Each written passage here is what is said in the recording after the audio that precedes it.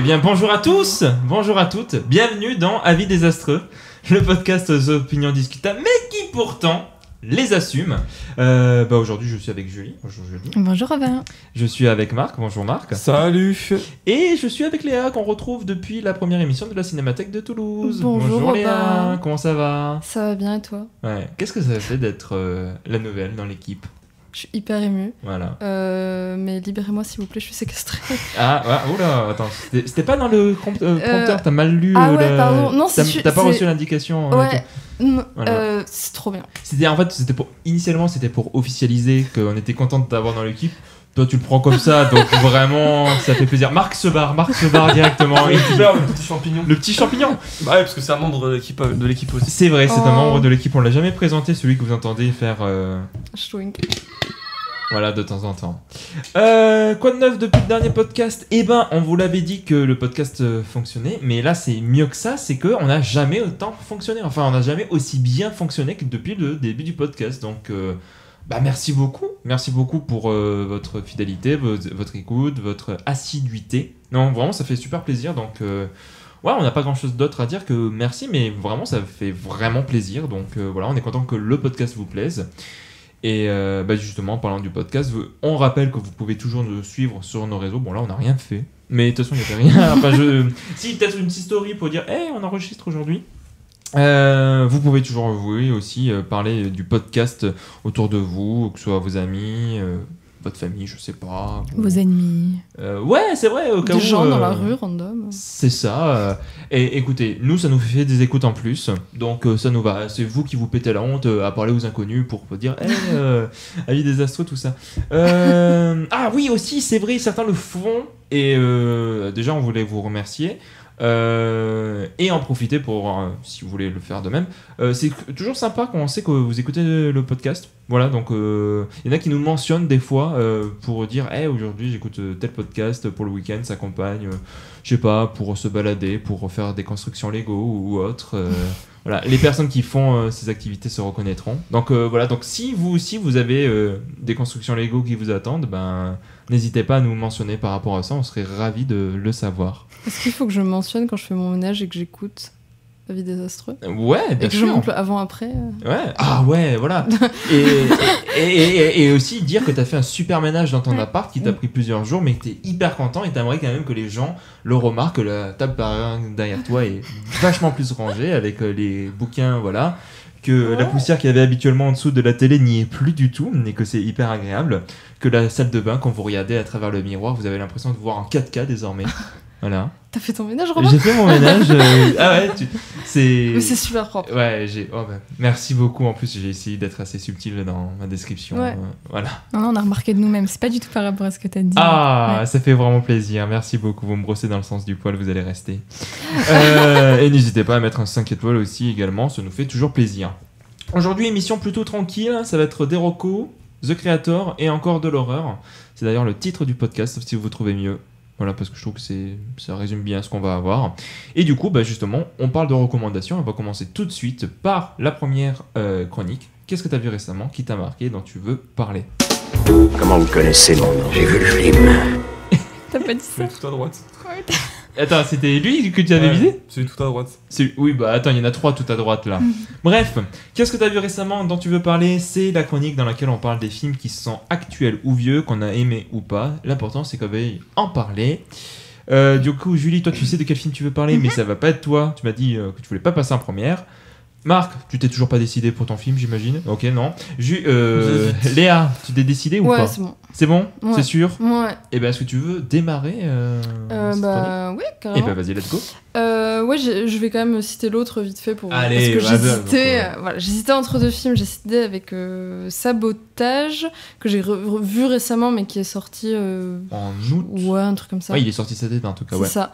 Voilà, mais je vais pas parler de ça. Je vais parler du procès Goldman que j'ai vu il y a quelques jours au cinéma et qui est de Cédric Kahn. Je sais pas comment ça se prononce. Kahn. Voilà. Comme le festival. Voilà. Ça tombe bien parce qu'il y était. Et oui. Et je voulais en parler parce que je trouvais que c'était vraiment un super film, un peu dans la lignée de Anatomie d'une chute. Je trouve que ce sont deux films qui se ressemblent pas tellement juste parce que c'est le procès, mais même dans la mise en place du procès, dans les thématiques, dans l'esthétique, je trouve qu'il y a des petits trucs en commun. Et ouais, je trouve que c'était vraiment un super film. Déjà parce que d'un point de vue esthétique, je trouve que c'était vraiment super léché, c'est super beau, les premiers plans, c'est trop beau, tout est très contraste, j'ai trouvé ça vachement cool. Il y a un travail sur les actrices sur la direction d'actrices qui est super, enfin... Au début, j'étais un peu perturbée parce que c'était un peu théâtral et en fait, j'ai trouvé que ça marchait très bien. Les personnages sont très chouettes aussi et je trouve que c'est pas facile quand même de rendre un procès parce que contrairement à Anatomie d'une chute, c'est vraiment le procès, il y a que ça, sauf un tout petit peu au début. C'est ça, tout le reste c'est du huis clos pur et dur qui se passe dans tout le tribunal, que ce soit durant la scène de tribunal, mais même dans les... Comment on pourrait appeler, là où est-ce que les avocats se retrouvent avec... Ouais, ils sont dans la cellule en fait. Oui, la cellule, voilà, c'est ça, mais ça ne sort jamais en tout cas. C'est ça, et ça pourrait être franchement chiant, hein, je pense, et non, ça marche très bien. Il y a plusieurs liens qui sont faits pendant tout le film entre les personnages, le passé de Goldman, etc. Il y a Jean-Jacques Goldman aussi, ils ont trouvé un acteur qui lui ressemble de ouf, je trouve, donc c'est très drôle. Voilà, c'est tout. Je suis dégoûté, Zara l'a vu aussi, elle m'a dit pareil, je ne l'ai pas vu. Ah, pourtant, il a les cheveux mi-longs, il est prêt à faire du rock. Mais oui, tout le monde me dit qu'il lui ressemble et tout. Mais attends, mais t'as loupé le moment où il sort sa guitare quand même, enfin, c'est évident. Attends, c'est une vanne ou il sort vraiment sa guitare? Ah d'accord. Non mais je sais plus, je me suis dit, ah ouais, non là je l'ai vraiment loupé et tout. Non. Ouais, non, mais je sais pas. L'acteur dont tu parles, non, tu parles pas de lui, mais dans les acteurs et tout, j'imagine que tu parles de celui qui interprète Pierre Goldman, donc Harriet War... Voilà, attends, prononce-le à ma place, s'il te plaît. Harriet... Voilà, tu comprends. Warfelter. Voilà, non mais ouais, il a un nom imprononçable. Attends, vas-y, Julie, allez, vas-y. On va chacun le tenter. Ah oui, Harriet Warfelter.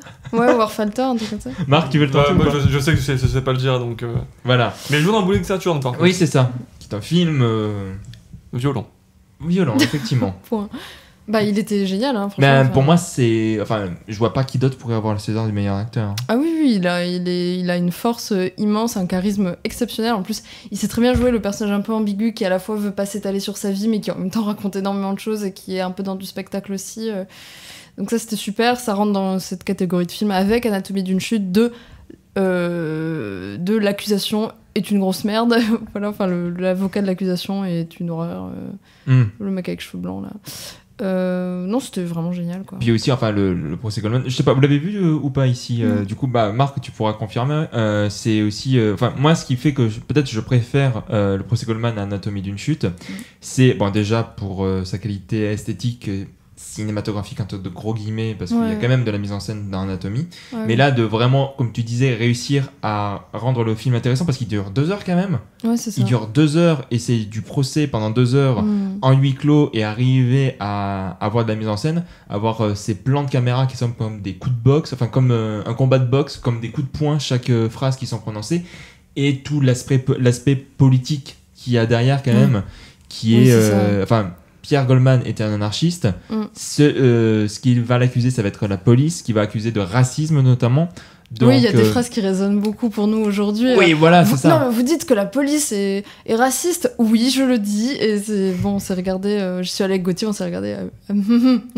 Oui, voilà, c'est ça. C'est dans le propos politique que porte le film, il y a quelque chose de fort, mais que je trouve hyper intelligent, hyper pertinent, extrêmement bien amené. Marc, toi, le film... Moi j'ai bien aimé le film, après pour le coup en comparant avec Anatomie d'une chute, pour moi il y a une classe d'écart entre les deux et elle est en faveur d'Anatomie d'une chute largement, qui est pour moi un des meilleurs films de l'année, donc il n'y a pas de débat. Je trouve que le film est beaucoup plus intéressant pour Anatomie d'une chute. Après je trouve qu'effectivement il s'en sort plutôt bien dans Professeur Goldman avec le fait de réussir à... beaucoup mieux que Saint-Omer par exemple. Moi l'année dernière il y avait eu Saint-Omer que j'avais détesté et je m'étais vraiment ennuyé devant. Là je trouve qu'il arrive à faire effectivement un film dynamique, un film qui est intéressant d'un point de vue politique, avec un acteur qui joue bien, que j'espère n'aura pas le César du meilleur acteur quand même de mon côté, parce que j'espère qu'on trouvera mieux que ça cette année. Et pour moi il y a eu Raphaël Quenard de toute façon que je trouve largement au-dessus. Ah oui, c'est vrai qu'il y a eu Raphaël aussi. Mais après il sera peut-être en meilleur espoir, mais pour moi selon moi il sera un meilleur acteur, et Milo Grachado Graner qui joue dans Anatomie d'une chute sera un meilleur espoir. En tout cas c'est comme ça que je le souhaiterais. En tout cas, selon moi, si je devais choisir, ça serait Milo qui serait meilleur espoir et Raphaël Quenard qui serait meilleur acteur.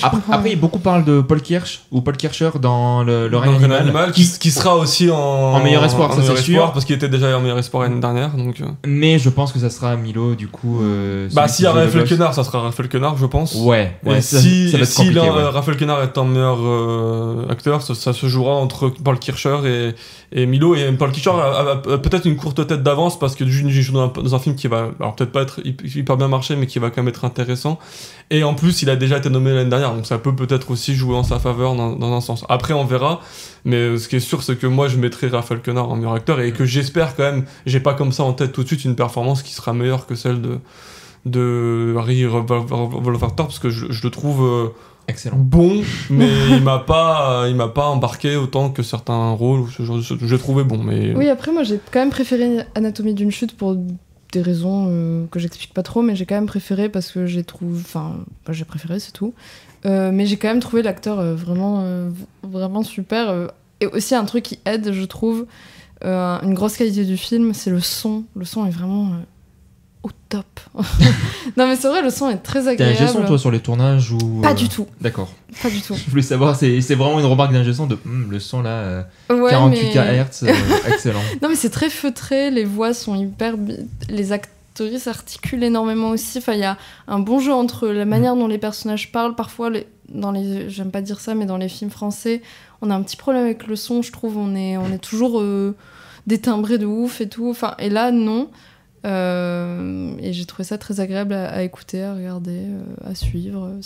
Mais pour revenir au niveau de l'acting, du coup, je trouve que globalement le niveau de l'acting d'Anatomie d'une chute est quand même supérieur à l'acting. Mais c'est pas du tout le même style de jeu. Oui, non, mais je veux dire, moi, ça me parle déjà de beaucoup plus le type de jeu d'acteur dans Anatomie d'une chute, ça me parle beaucoup plus. Je trouve que c'est beaucoup plus subtil, en tout cas, dans la manière dont c'est filmé, etc. C'est plus naturaliste, en fait. Et ça me parle beaucoup plus. Là, je trouve parfois que dans le procès Goldman, c'est un petit peu en surjeu et, comme tu disais tout à l'heure, très théâtral et tout. Et moi, ça me dérange un peu plus. Je suis un peu moins fan. Mais après, c'est le personnage qui veut ça aussi. Je sais pas comment c'était à l'époque. C'était vraiment comme ça. Mais... De ce que j'ai pu entendre, c'était assez représentatif de comment était Pierre Goldman, très dans... Tu vois, pas l'exagération, mais tu vois, la représentation ou je sais pas quoi.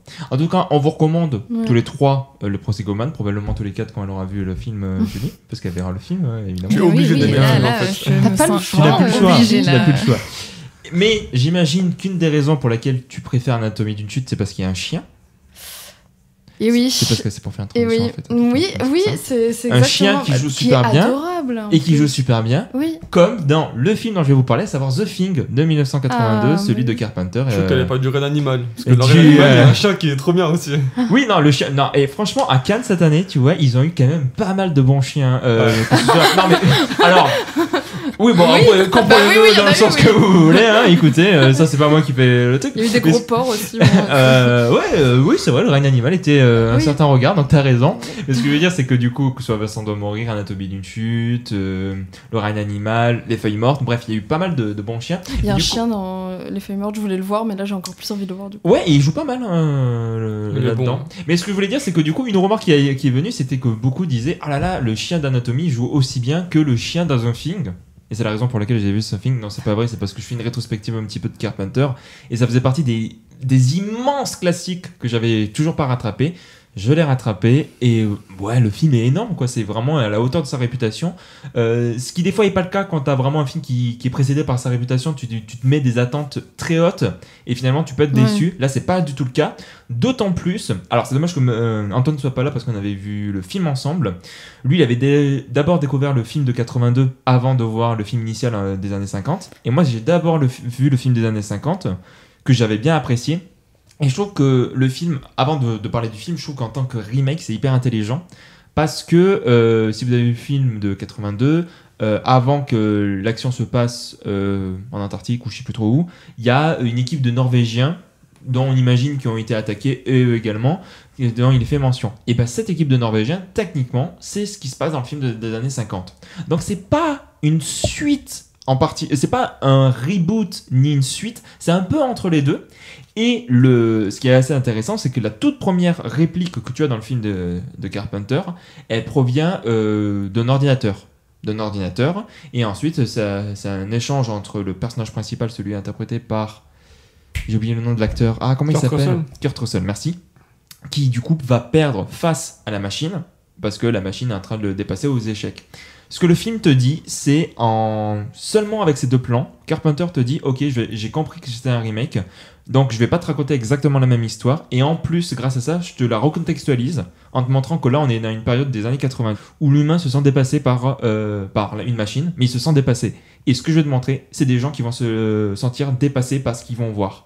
Donc déjà, rien que sur ça, rien que dans les 5 premières minutes, il arrive à comprendre quel est le film initial, il arrive à le réactualiser, il arrive à comprendre aussi qu'est-ce qu'il va faire plus tard. Déjà, rien que ça, c'est énorme. Mais en plus, le film est incroyable. Il a pas pris une claque, enfin il a pas pris d'une ride, je veux dire, pardon. Non, c'était une vraie claque. Il y a un travail organique qui est fascinant au niveau de la bête, enfin de la chose, devrais-je dire du coup. Le travail de Stan Winston, qui a fait la machinerie derrière, est fabuleux. Vous le connaissez parce qu'il a notamment travaillé sur Jurassic Park, après Alien je crois aussi, c'est derrière lui, Terminator, enfin c'est quelqu'un qui est... mais je veux voir le film Jurassic Park. Jurassic Park sur des dinosaures qui vendent des fringues. Ah d'accord, on n'était pas du tout sur le même niveau. Oui, non, oui, toi t'as un humour un peu plus raffiné que moi. Jurassic, oui, t'es plus raffiné que moi, oui, t'as clairement. Heureusement que t'es là pour évaluer, voilà. Mais voilà, que ce soit le niveau de la tension, la photographie qui est sublime, et évidemment comment il a pu influencer un tas d'œuvres, et évidemment, bon, je connaissais sans trop connaître, mais évidemment l'influence qu'il peut y avoir sur Among Us. Voilà, c'est pas l'influence la plus directe, mais quand tu vois ça, tu dis, mais c'est une partie d'Among Us en film. Et du coup, cette tension... Oui, ok, ça peut être... Non, mais ça va servir mon argument qui fait du coup que... Non, mais t'as raison. Hein. En fait, c'est ça qui est génial, c'est que tu sais jamais d'où peut venir la menace. Et je trouve ça absolument génial. T'as un vrai sentiment de paranoïa qu'il y a durant tout le film, que je trouve vraiment merveilleux. Donc, mais ce qui est hyper fort en plus, c'est que c'est la scène où ils se coupent chacun un peu de... Oui, voilà. Ça, c'est horrible comme scène. Et ce qui est fascinant aussi, c'est que c'est pas... Contrairement à Among Us, il n'y a pas quelqu'un qui sait qu'il va tuer tout le monde. C'est aussi des gens qui ne savent pas, peut-être qu'ils sont infectés, peut-être que non. Et ça, je trouve ça... C'est un peu une métaphore du Covid-19. J'ai envie de vous dire. Et pourtant, ils portent pas de masque. Ouais. Alors, s'ils avaient porté des masques, peut-être que... Ouais, peut-être que s'ils avaient été vaccinés. On sait pas. Un film à voix, comment leur... Bref, immense classique. Je sais pas... Vous l'avez tous vu, j'imagine. Voilà, je suis le dernier nul à le découvrir. Et du coup... rapidement. Oui, c'est excellent, effectivement. Moi, le souvenir que j'en ai, c'est vraiment cette tension qui était affreuse. Le film joue beaucoup avec les silences aussi. Et c'est cette scène-là où ils se coupent chacun un bout de doigt, où ils prélèvent un peu de sang, que je trouve vraiment extrêmement angoissante. Et effectivement, dans le côté monstrueux du film, c'est super plaisant quand on aime bien ça. Si on aime bien un peu les transformations physiques, dans le sens les monstres, le glauque, le dégueu, c'est vraiment très bon film. C'est très dégueu. Ah oui, c'est très dégueulasse. La personne avec qui j'étais voulait dégueuler durant tout le film. Cool. C'est une vraie anecdote. Oui. Non mais effectivement, faut être prévenu que c'est vraiment... je pense pas que ce soit pour... Ouais, c'est vraiment organique, c'est un peu le cinéma de Cronenberg. Oui, c'est ça. Si vous connaissez, ça se rejoint un petit peu. Oui, ça ressemble, ouais. Du coup, c'est génial, hein, et en termes... C'est hyper efficace, quoi. Et effectivement, ça a une grosse influence sur plein de films très modernes, donc... Voilà. Julie, toi, tu l'as vu? Oui, je l'ai vu aussi. J'approuve tout ce que tu dis. Vraiment, la construction de la tension, pour moi, c'est ce que j'ai retenu le plus. Et vraiment, construire tout ça sur un monstre qu'on voit pas et qu'on peut pas vraiment voir, puisqu'il se déguise en les gens qui sont autour de toi. Il y a vraiment un truc... Vraiment, cette idée-là, je trouve hyper intéressante. J'allais dire, ça, c'est ce qui change par rapport au film des années 50. D'ailleurs, vous l'avez vu ou pas? La chose qui venait d'ailleurs et tout. Officieusement, Howard Hawks. Officiellement, c'est un autre réalisateur, mais c'est Howard Hawks qui a réalisé le film. C'est vraiment la chose qui change. C'est que dans le film, c'est un monstre. C'est quelqu'un qui est déguisé, qui est sous un drap et tout. Donc, il n'y a pas vraiment de peur. Après, je trouve que le film est quand même assez beau. Il y a une belle photographie. Et voilà, là, l'inquiétude, c'est ah là là, qui va mourir, mais pas comment. Alors que dans le film de Carpenter, il y a vraiment cette intelligence de métaphore. Toi, Marc, c'est un film que. Moi, je suis grand fan de Carpenter. J'en ai déjà parlé la semaine dernière. C'est mon réalisateur d'horreur préféré. Donc, forcément, c'est un film que j'aime beaucoup. C'est pas mon préféré de Carpenter. Je vais pas dire loin de là, mais c'est pas mon préféré. Et c'est un film que j'ai eu besoin de revoir parce que la première fois que je l'avais vu, j'avais justement été un peu déçu par rapport aux attentes que j'en avais. Et comme j'avais acheté le coffret Carpenter, j'en ai profité pour le revoir, et j'avais une grosse attente de le revoir parce que je savais que la première fois j'étais passé à côté, et qu'en le revoyant, en plus j'avais fait d'autres films de Carpenter entre temps, et j'étais très étonné de ne pas aimer ce film-là alors que tout le monde l'aime, et en sachant que j'aimais beaucoup son cinéma. Et effectivement, en le revoyant, ça reste effectivement pas son film que je préfère, mais je le trouve énorme, et justement dans ce que vous disiez tout à l'heure, sur le flou qu'il y a autour du film. En fait, à aucun moment on sait qui est infesté, à aucun moment on sait comment on est infesté, et en fait, quand tu le revois le film, en fait, le nombre de scènes qui se passent dans le film où tu te dis, il peut être infecté là, il peut être infecté là, il peut être infecté là. Et en fait, tu peux le faire tout le long du film. Et en fait, du coup, le fait de jamais rien savoir de tout ça, et ben, finalement, ça met une tension justement dans le film et un flou qui fonctionne hyper bien dans le film. Après, effectivement, il y a de belles photos, il y a tout qui fonctionne bien. C'est hyper organique. Moi, j'aime beaucoup le cinéma organique, parce que j'aime beaucoup le cinéma de Cronenberg aussi. Donc, je me retrouve par rapport à ça. Mais ouais, non, c'est un film que j'aime beaucoup, mais en même temps, Carpenter est un maître, donc. Voilà. C'est réussi avec ce film. C'est un gros film à ambiance aussi, donc c'est peut-être pour ça que la première fois ça t'a pas plus marqué que ça, parce que des fois ce genre de film, quand t'es pas dans le mood, quand t'es pas dans l'ambiance. C'est ça, de toute façon il y a plein de films aussi en fonction de si t'es fatigué, pas fatigué, en fonction de comment tu connais. Le contexte joue énormément. Comment tu connais le réalisateur aussi, son cinéma et tout. Enfin, c'est pour ça que moi généralement quand je découvre un réalisateur, j'aime bien revoir les films que j'ai découverts la première fois, une fois que j'en ai vu d'autres, parce que du coup tu vois le film différemment, quoi. Ouais, juste deux choses, je rajoute deux choses et après on va passer à Jolie. Le chien joue super bien, c'est bluffant comme il joue bien. Il est sur les 30 premières minutes, mais c'est incroyable, j'ai rarement vu un chien aussi bien jouer. Et deuxièmement, l'autre film dont je voulais parler, donc je le glisse ici, c'est un autre film de Carpenter, c'est Le Prince des Ténèbres, et j'ai rarement autant flippé devant un film, c'est incroyable Le Prince des Ténèbres. Donc voilà, donc si jamais vous l'avez pas vu, je vous encourage vraiment à le découvrir. Découvrez tout le cinéma de Carpenter, franchement. Halloween, Christine, c'est idéalement découvrir le cinéma de Carpenter, mais ouais, c'est vrai que Le Prince des Ténèbres, on en parle pas trop, on en parle un petit peu quand même, mais tu vois, il y a ces gros classiques, mais Prince des Ténèbres, The Fog aussi, c'est incroyable. Enfin, moi, franchement, tout son cinéma, c'est. Mais j'avoue, Le Prince des Ténèbres, ça m'a fait vraiment beaucoup d'effet. On va passer à Julie qui nous parle d'un registre totalement différent, j'imagine, puisqu'elle nous parle de l'Espagne. C'est ça, du exact. pays. Juste pays. comme ça. Donc voilà, l'Espagne du XIIIe siècle. J'étais à Madrid la semaine dernière, super bien. À la Santa Granada, oui. Ouais. J'étais perdu pendant ça. Bon, on a si bien joué en plus, j'imagine. Hola, qu'est-ce que Exactement. Vraiment, tout à fait ça. Bon, bref. C'est l'Espagne pour moi. La paella. Bon, bref. Excusez-moi. Je vais vous parler d'un film que j'ai vu pendant le festival Cinespagne qui se déroule en ce moment à Toulouse. Mais qu'est-ce que c'est ça, dis donc, le cinéma espagnol? Et donc, Julie, comme son nom le dit, c'est un festival qui va montrer des films qui sont espagnols et portugais. Et donc voilà, juste rapidement pour vous dire, je conseille tout le monde d'aller au Festival Cinespagne, au festival de cinéma qui sont à Toulouse. Et si vous n'êtes pas sur Toulouse, essayez de vous renseigner sur les petits festivals de cinéma qu'il y a. Il y en a souvent dans toutes les villes. Et c'est super cool d'y participer. Voilà. Petit mot que j'ai envie de dire. Parce que t'es bénévole aussi là-dedans, c'est ça que tu voulais dire? C'est cool d'y participer. Ah oui, pas forcément, non, moi je dis d'être spectateur. C'est vrai que moi j'ai fait du bénévolat sur ce festival, mais soyez bénévole aussi, c'est tout super chouette. Ça peut être cool. Donc moi je vais vous parler d'un film, c'est un moyen métrage que j'ai découvert pendant une séance du coup, qui montrait 3 films d'une réalisatrice espagnole qui s'appelle Cecilia Bartolomé.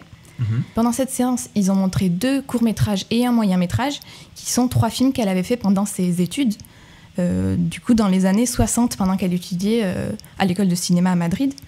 Et donc le troisième film qui a été montré, celui dont je vais vous parler, s'appelle Margarita y el Lobo, donc traduit ça veut dire Margarita et le loup. C'est un film que j'ai vu qui était dispo sur Vimeo, mais en espagnol sans sous-titres. Donc pour celles qui parlent espagnol, qui comprennent espagnol, je vous conseille vraiment de le voir parce que du coup c'est dispo. Et donc ce film-là, c'est un projet donc, comme je l'ai dit, de fin d'études en fait, de cette réalisatrice qui a été réalisé en 1969. Et en fait, le contexte de réalisation est super important puisque ça a été d'une part influencé par le post-mai 68 qui a quand même bouleversé un petit peu tout ce qui est contexte étudiant et compagnie. Même en Espagne ? Même en Espagne. Ok. Mais voilà, il faut retenir que ça se passe aussi sous la dictature franquiste. On est en plein milieu de ça. Et donc, c'est assez curieux parce que si ce film a pu être créé, c'est donc uniquement parce qu'il a été considéré comme un exercice au sein de l'école de cinéma. Et que donc, c'était aussi à la suite du fait que les étudiants au sein de l'école s'étaient un peu battus pour avoir un peu plus de liberté. Mais en fait, concernant le contexte en fait, du pays, ce film, en fait, il a été très rapidement interdit par la censure. Et ça a placé sa réalisatrice sur liste noire et ça l'a empêché de travailler à la sortie de l'école. Ah merde. Ouais. L'empêcher de travailler en Espagne, dans le monde du cinéma. En Espagne. Donc c'est-à-dire que pendant jusqu'à la fin de la dictature, elle n'a pas pu travailler ou elle a travaillé sur des projets où elle a essayé de cacher son nom. Enfin, ça a été très compliqué. Et même après, elle n'a pas fait énormément de choses. Elle a plus travaillé dans les pubs, la télé, mais elle n'a pas fait grand-chose après. Quoi. Ok, j'allais demander si justement, comme beaucoup de réalisateurs, dès qu'ils sont sur liste nord d'un pays, ils quittent le pays, ils vont ailleurs. Elle n'a pas fait... Non, elle est restée en Espagne. Enfin, je ne connais pas toute sa vie, je t'avoue, mais en tout cas, de ce que je sais, c'est ça. Et donc, on peut se demander qu'est-ce qui a valu à ce film de se faire censurer. Et en fait, c'est notamment parce que c'est en fait une comédie musicale sur le divorce. Et donc, j'adore. Voilà, déjà, je trouve le concept génial. Le divorce, génial. c'est les comédies musicales les deux. D'accord. C'est une bonne réponse. Des fois, le divorce, c'est très bien. Ouais. Mais en fait, il faut surtout se dire qu'à l'époque, du coup, sous l'Espagne franquiste, le divorce était interdit. Donc, le fait qu'elle parle de ça, c'est un truc totalement politique. Donc, à cette époque, la séparation, elle était autorisée, mais sous certains critères. Donc, il fallait prouver l'adultère, il fallait prouver le lesbianisme. Enfin, c'était des trucs très spécifiques. Et ça, c'est des sujets dont elle va un peu se moquer à travers le film. Et donc, en fait, c'est surtout ça. C'est un film qui est vraiment super fun, qui est super drôle. À chaque fois, il y a des chansons qui vont être détournées pour servir son propos, pour parler, en fait, de la condition des femmes à cette époque, de tout ce qu'elles pouvaient et surtout tout ce qu'elles ne pouvaient pas faire. Et donc, en plus, on a du coup ce personnage principal de Margarita qui est un personnage super moderne. C'est vraiment le symbole vraiment de la femme libérée qui veut juste finalement faire ce qu'elle veut, mais elle est drôle, mais elle est aussi pleine de contradictions. Elle est super... c'est super rafraîchissant de voir ce type de personnage. Et en plus, le film en soi, au terme de la mise en scène et compagnie, il est très original. Il y a plein d'idées de montage, des mises en scène. La narration, elle n'est pas linéaire. Donc on a toujours des flashbacks pour essayer de comprendre en fait cette relation qu'elle a eue avec son mari.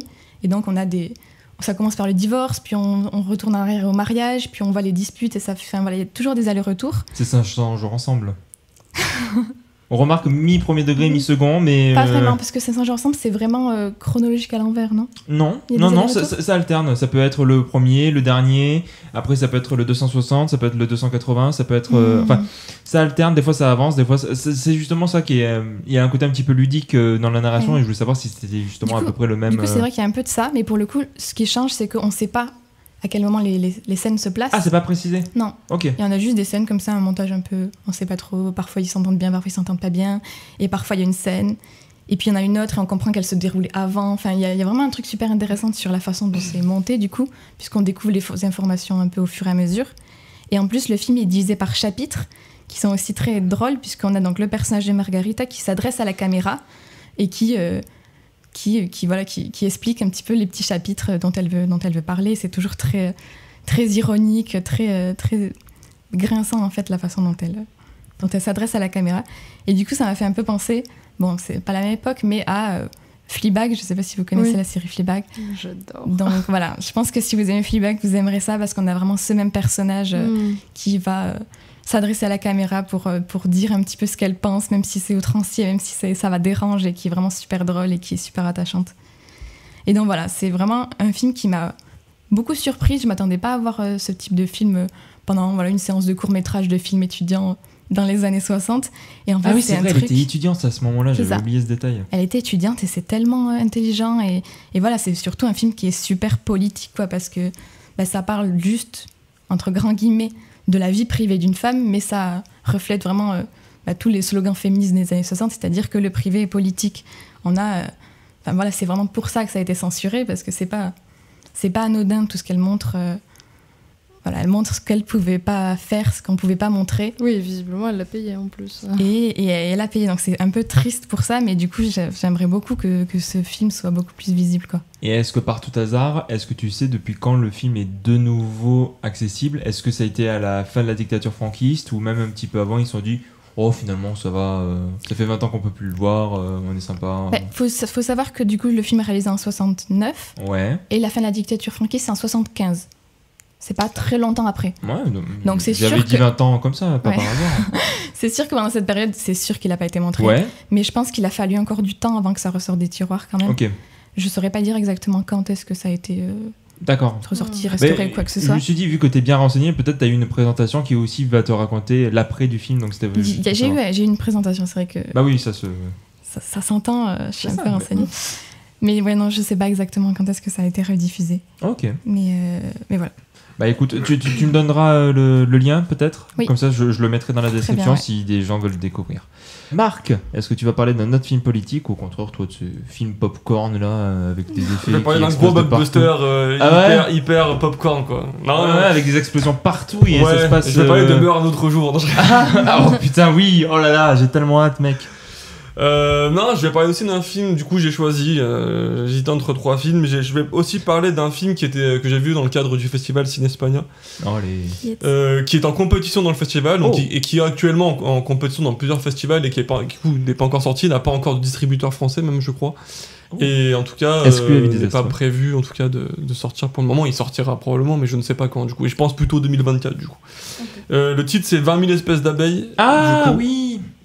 Je t'ai vu en parler. Exactement, j'en ai parlé avec un gars qui s'appelle Thomas Périllon, j'en profite pour en parler parce que c'est lui qui m'a conseillé de le voir. Il est rédacteur en chef d'un média qui s'appelle Le Bleu du Miroir, qui est un média excellent en termes de presse écrite. Donc si vous avez envie de lire des avis, franchement, n'hésitez pas, ils sont super bons. Et du coup, il m'a convaincu un peu en y allant, en me le vendant très bien, en me disant que c'est le meilleur film qu'il a vu de ces 2 dernières années. Donc, étant donné que je partage souvent quand même ses avis, je me suis dit, s'il me dit ça, ça me donne quand même envie d'aller le voir. Donc c'est un film sur la transidentité du coup, et c'est vrai que de base je me suis dit bon pourquoi pas, c'est pas forcément le sujet que je veux le plus voir d'habitude, mais en vrai il y a plein de films qui ont traité de ce sujet que j'ai bien aimé, notamment Petite Fille de Sébastien Littfich, donc je me suis dit allez je tente. Et en fait j'ai beaucoup aimé le film parce que contrairement justement à Petite Fille de Sébastien Littfich qui est selon moi beaucoup plus politique et traite le sujet de manière beaucoup plus frontale. Là, on est plutôt sur quelque chose d'assez lent, d'assez contemplatif et d'assez poétique, dans le sens où on est avec, de base, donc un petit garçon, je le méjore pas, parce qu'il est présenté comme ça quand le film commence, qui se pose des questions. Et en fait, il sait pas vraiment où est-ce qu'il est, il pose beaucoup de questions, il se dit, mais est-ce qu'il s'est passé un problème quand j'étais dans le ventre de ma mère? On sent qu'il est en perte de repères. Et d'ailleurs c'est un film qui est intéressant parce que c'est vraiment un film sur l'identité, c'est l'identité de genre pour ce personnage là du coup, mais il y a une femme, sa mère du coup qui est une femme artiste aussi, qui a perdu son identité de femme artiste etc, justement que s'est perdue en étant justement très, très proche de ses enfants dans cette éducation. Il y a la grand-mère aussi qui est très importante dans le film, qui a une relation très froide avec sa fille parce qu'elles se sont un peu perdues aussi de vue, etc. Et du coup, c'est hyper intéressant dans ce contexte un peu aussi de vacances d'été qui est assez estival et tout, qui est assez chaleureux, etc. Il y a vraiment cette réflexion-là. Et en fait, ce qui est intéressant, c'est que du coup, en fait, dans ce film-là, la mère, en fait, décide de prendre du temps pour elle, de se ressourcer, de postuler à un poste de professeur d'art plastique et du coup se reconnecte avec ce côté artiste qu'elle a complètement perdu.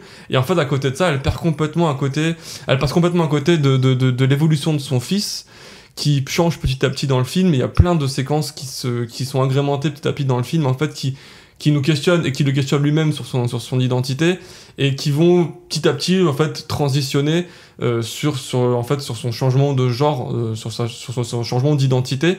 Et en fait c'est dans le film, en fait c'est la grand-mère qui passe beaucoup de temps avec lui, qui s'en aperçoit le plus, et comme elle a très peu de liens avec sa fille, elle a beaucoup de mal à le faire comprendre à sa fille, et du coup il y a tout ce drame familial un petit peu qui se mélange à un changement d'identité, à une question d'identité justement de ce garçon, et qui petit à petit en fait s'assume de plus en plus dans ce changement de perception d'identité qu'il a.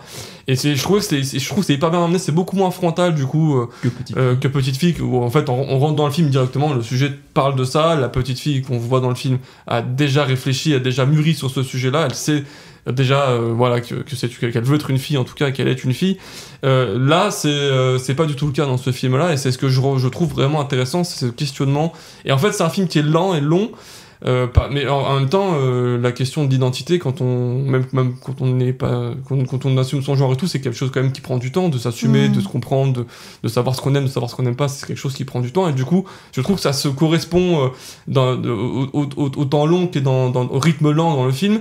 Et d'ailleurs on s'aperçoit aussi que la mère qui a 40-50 balais ne s'assume toujours pas non plus dans ce rôle de femme artiste. Et je finis juste en disant qu'il y a Sophia Otero qui est la jeune actrice qui joue Aitor du coup, qui est absolument énorme et phénoménale, époustouflante. Franchement, elle a un rôle qui est pas facile, je trouve, et elle le joue avec une subtilité de folie. Et la dernière fois que j'ai vu une actrice qui joue aussi bien en catégorie junior, on va dire, dans les jeunes, c'était Zelda Samson dans Dalva, qui m'avait vraiment surpris énormément, tellement elle était mature, parce qu'elle avait un rôle qui était encore plus difficile à jouer et qu'elle était hyper mature. Là, Sofia Toro est géniale, et il y a aussi Patricia Lopez Hernández, qui est du coup la mère, qui est vraiment super aussi, qui est très émouvante. Et voilà, il y a une scène de fin, les 15 dernières minutes, je trouve, sont magnifiques et vraiment émouvantes. Et vraiment, c'est un très bon film. Je sais pas quand est-ce qu'il sortira, mais en tout cas, c'est vraiment un film qui est hyper intéressant et qui traite vraiment cette question d'identité vraiment sous un angle un peu différent de ce que j'ai pu voir jusqu'à présent, en tout cas. Bah écoute, on le note, 20 000 espèces d'abeilles. Bah peut-être on checkera pour voir quand il y aura. Oui. De Estibalis Uresola. Bon, voilà, okay. Je voulais dire son nom. J'aurais juste une petite dernière question à te poser. Tu parles de la différence qu'il peut y avoir entre ce film et Petite Fille de Sébastien Lifshitz. Exact, qui a réalisé Adolescente notamment. Oui. Mais après, Petite Fille, c'est un documentaire. Là, c'est un film de fiction. Est-ce que tu expliquerais pas justement que...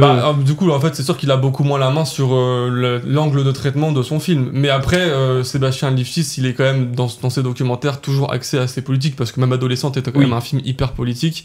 Et il choisit cet angle de traitement-là, pas par hasard, je pense. Donc, après, effectivement, donc du coup, oui, c'est différent, c'est pas traité pareil. Et lui, il a aussi pas la même actrice dans son film, entre guillemets, quoi.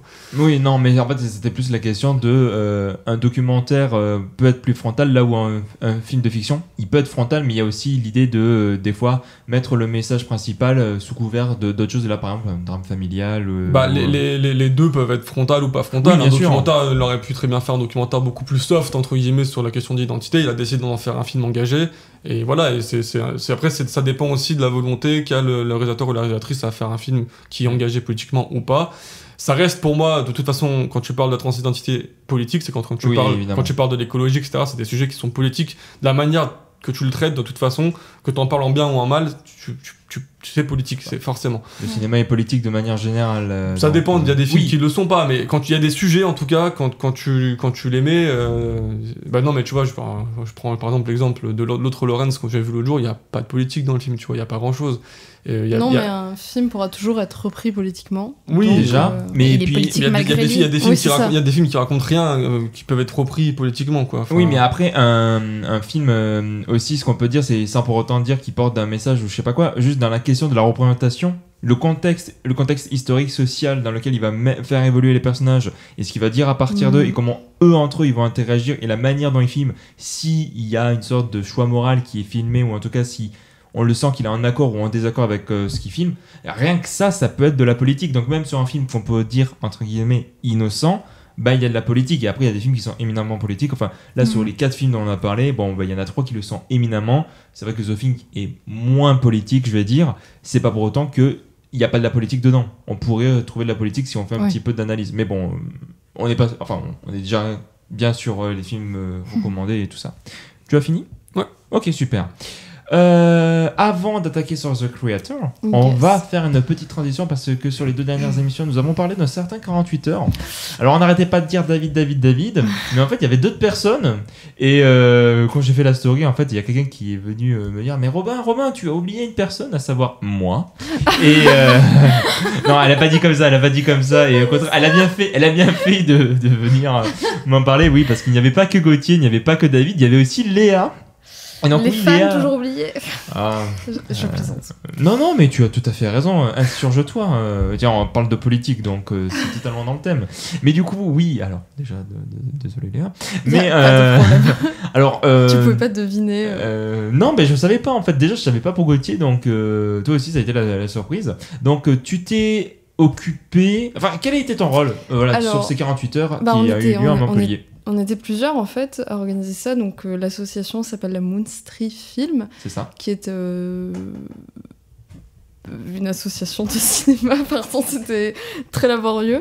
Et donc on a été plusieurs dessus, on était une 2015, on va dire. Ah oui. Ouais, et chacun a eu un petit peu son domaine d'expertise, entre guillemets. Moi, c'est vrai que j'ai plutôt participé avec Ben, qui est déjà venu ici. Oui, durant la mission sur la 24, voilà. Exact. Donc moi, j'étais plutôt avec Ben, David, Elon et Gauthier pour parler, en fait, parler des contraintes, de quel genre cinématographique on allait imposer, quelles contraintes, parce que dans le 48 heures classique, en gros, il y a les équipes tirent au sort de genre, ils en choisissent un. Donc par exemple, slasher, science-fiction. Vous, c'était quoi du coup ? Alors nous, on avait plusieurs contraintes. On avait quoi ? On avait giallo, slasher, science-fiction, action, film musical, blablabla. C'est beaucoup plus que 2 genres. Ah, mais d'accord, c'est pas 2 genres pour tout le monde. Non, d'accord, enfin, ok, pardon, j'avais pas compris. Ah oui, non, en fait, c'est... En gros, nous, il y avait genre 20 genres, je crois. Ok. Et chaque équipe pioche 2 genres de ces 20 genres. Oui. Puis voilà, donc en fait, on a une panoplie de genres. Il y avait merveilleux, fantastique, tout ça. Ok. Et donc, moi, je me suis occupée, avec mes petits amis, de choisir quels allaient être les genres et aussi quelles allaient être les contraintes, parce qu'il y a des contraintes associées. Donc nous, c'était des contraintes cinématographiques. On a décidé de ne pas imposer d'objets ni de métiers pour les personnages, parce que c'est ça dans le 48 heures classique. Et c'est toujours très difficile à intégrer. Donc nous, il y avait une phrase obligatoire. Ah oui, j'allais dire, est-ce qu'il y a quand même la réplique ? Il y avait la phrase, parce que il faut une réplique obligatoire pour être sûr que tout le monde a fait le 48 heures pendant le 48 heures. Ah et oui, pas bah que oui, ce soit un film sorti du tiroir. Bah, tiens, Hop. il est super bien produit ce film, tu trouves pas ? Ou alors en post-prod, tu fais la voix. Ah, on pourrait faire ça. Ah ouais, c'est ça, mais non. Il fallait que ça soit filmé en gros plan. Non, pas forcément, mais juste, bon, c'est histoire que tout Oui, le monde... oui, Après, non, en bien général, sûr. les gens jouent le jeu en vrai, mais voilà.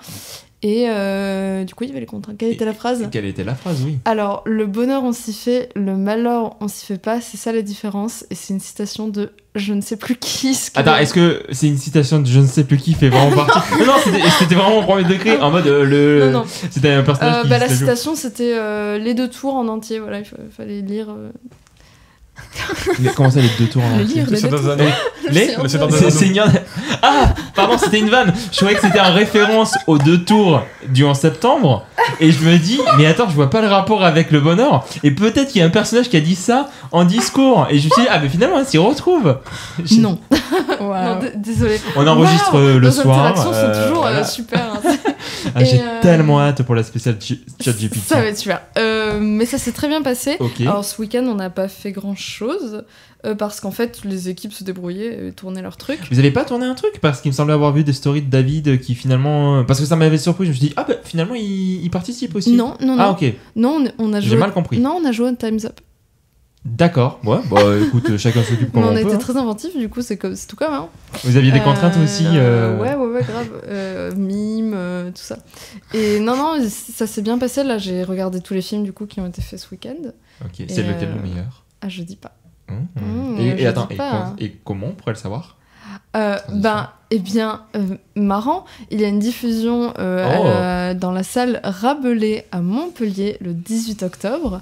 Donc, et c'est le mercredi de la sortie de cet épisode. Exactement. C'est ça. Et c'est les équipes gagnantes qui ont gagné des prix qui seront diffusés.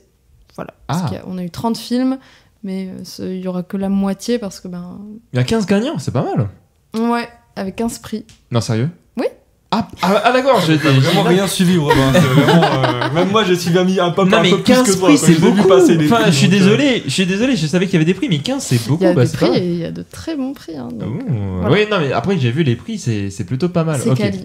Attends, il y avait juste la réplique ou il y avait autre chose en termes de contraintes Il y cinématographiques ? avait une contrainte cinématographique, alors il y avait chaque équipe en piochait une au hasard, et alors c'était des trucs très variés, genre tourner en noir et blanc, ok. inclure un plan débulé, inclure une voix off, c'était des trucs comme ça. Et l'équipe gagnante, elle, c'était quoi son gars Je sais plus. Ah, t'as failli me spoiler. Ah ouais. Ok. Bah, réponse le 18 octobre. Exactement. Du coup, avec plein de prix. Ça a lieu quand ? Le soir, j'imagine ? Le soir. Ouais, 20h, 20h30. Ouais. Bon, écoute, on fera comme d'habitude. 20h, un truc comme ça. Tu m'envoies le lien, Oui. je le mettrai sur la description si des gens de Montpellier nous Vous avez déjà écoutent. choisi du coup qui a gagné ou vous avez vos avis chacun On a nos avis Ouais, chacun, c'est ça, mais vous nous allez on n'est devoir pas le discuter jury. après. Donc, Ah ouais, ok. donc nous on n'est pas le jury parce qu'on connaît parfois les gens qui sont dans les équipes et tout. Ah bah oui. Donc c'est un jury composé de 5 personnes qui Que vous avez Pour l'instant, choisi vous savez pas qui a gagné encore ici, vous On ne savez sait pas, non. Ah, vous savez pas. Mais non, Non. ils le sauront en même temps que Ouais. les autres du Mais coup. nous on a donné notre avis, voilà. Ok, bah écoute, on a bien hâte. Voilà. Bah, moi aussi. Et après, je sais pas si les films seront disponibles quelque part. Certainement. Bah voilà, bah, tu nous en parleras bien sûr. une prochaine fois. En parlant de films qui ont participé à des 48 heures, c'est pas vrai, le film là, il n'a pas participé à 48 heures. Waouh. On va parler d'un film que tu as vu il y a 48 heures. Il y a 24 heures. Il y a 24 heures. Bon, bah, écoute, j'ai voulu tenter une transition, tu me fais tout foirer là. Je te réinvite peu. Non, mais il y a 48 heures, j'ai pensé à aller le voir. Ah, bah voilà, il y a 48 heures, Léa a pensé à aller le voir. Et justement, pour commémorer les 48 heures, nous faisons un spécial The Creator. Qui n'est pas le créateur du 48 heures. Qui n'est pas le créateur du 48 heures, ni le remake américain du film de Albert Dupontel. Voilà, si jamais certains se posaient la question. Ok. Le créateur, voilà. C'est parce qu'ils n'avaient pas la vanne, sinon s'ils avaient compris la vanne, ils auraient été morts de rire, regardez. Voilà. Ça faisait longtemps qu'on les avait pas utilisés. Ouais, je l'utilise plus du tout alors que je pourrais ajouter des rires. Voilà. Bref, The Creator, bah attends, faut lancer le jingle du coup. Georges, il faut que je vous parle. Qu'est-ce que tu veux que je fasse? Je crois qu'on a à parler. Et oui alors, The Creator, le film événement de ces dernières semaines. Pas tant, hein, il se casse plutôt la gueule au box-office américain. En France, ça va, mais il fait pas un score de fou. Hein.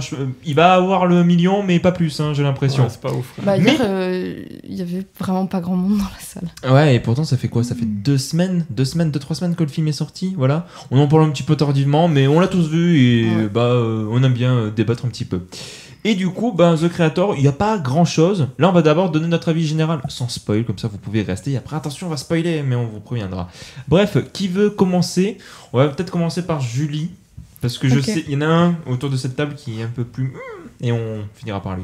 Julie, on toi, se demande qui c'est. Je vais pas donner trop d'indices, vu que j'ai dit 1. Bref, Julie, 1. Qu'est-ce que tu as pensé, toi, de The Creator? Ben moi, j'ai été agréablement surprise. C'est-à-dire que... j'y allais en me disant ça va être un gros blockbuster de SF tout basique, tout comme on voit tout le temps. Et pour le coup, c'est surtout d'un point de vue esthétique, j'ai été vraiment surprise parce que c'est un film que j'ai trouvé vraiment super beau, très agréable du coup à voir. La création de l'univers, elle est vraiment assez folle, je trouve. On y croit vraiment. Enfin voilà, juste on passe un vraiment bon moment en termes visuels, en termes d'univers. Un petit bémol en termes scénaristiques, c'est-à-dire... je pense que c'est ce qui va revenir. Après, c'est... Non, pardon. C'est pas pour te couper, Tu me coupes pourtant. Non, mais c'est vrai que niveau scénaristique, on sait à peu près où ça va aller. Voilà, quoi. Enfin, il n'y a rien de extrêmement révolutionnaire de ce côté-là, mais de mon côté, ça m'a pas forcément gênée, puisque j'étais quand même prise dans l'univers qui a été créé visuellement, les personnages quand même, on les suit, on s'attache, on s'ennuie pas, quoi. Enfin, pour moi, c'est un film, j'ai passé un bon moment, et j'ai été, surtout, à la fin, je me suis dit, waouh, on a vraiment voyagé, on a vu des paysages magnifiques, on a vu des trucs qu'on voit rarement, il y avait vraiment des choses qui m'ont marqué et que j'ai trouvé vraiment chouettes. Ok. Léa, est-ce que... Parce que toi, du coup, c'est tout frais, vu que c'était il y a 24 heures. Oui, c'est très frais. Donc ça va être un peu moins organisé. Mais moi, j'y suis allée Je me souviens que j'ai dit à Gauthier, dans les escalators, je lui ai dit, écoute, j'ai un petit pressentiment, c'est que ça va être un film et que je vais rien en penser. Et franchement, ça a été exactement ça. Ah merde, d'accord. J'ai pas trouvé ça très, très bien, hein, en vrai. Je me suis pas ennuyée, pour le coup. Enfin, un peu, mais pas trop. Mais j'ai trouvé que c'était un film, un petit peu comme la critique que je vais en faire, très brouillon. C'est hyper méta. Ah, mais je suis trop méta, là, aujourd'hui. Je vois ça. J'ai trouvé que c'était... je pense que ce serait bien que ce film soit un peu remonté, déjà, parce que c'est un peu long, je trouve.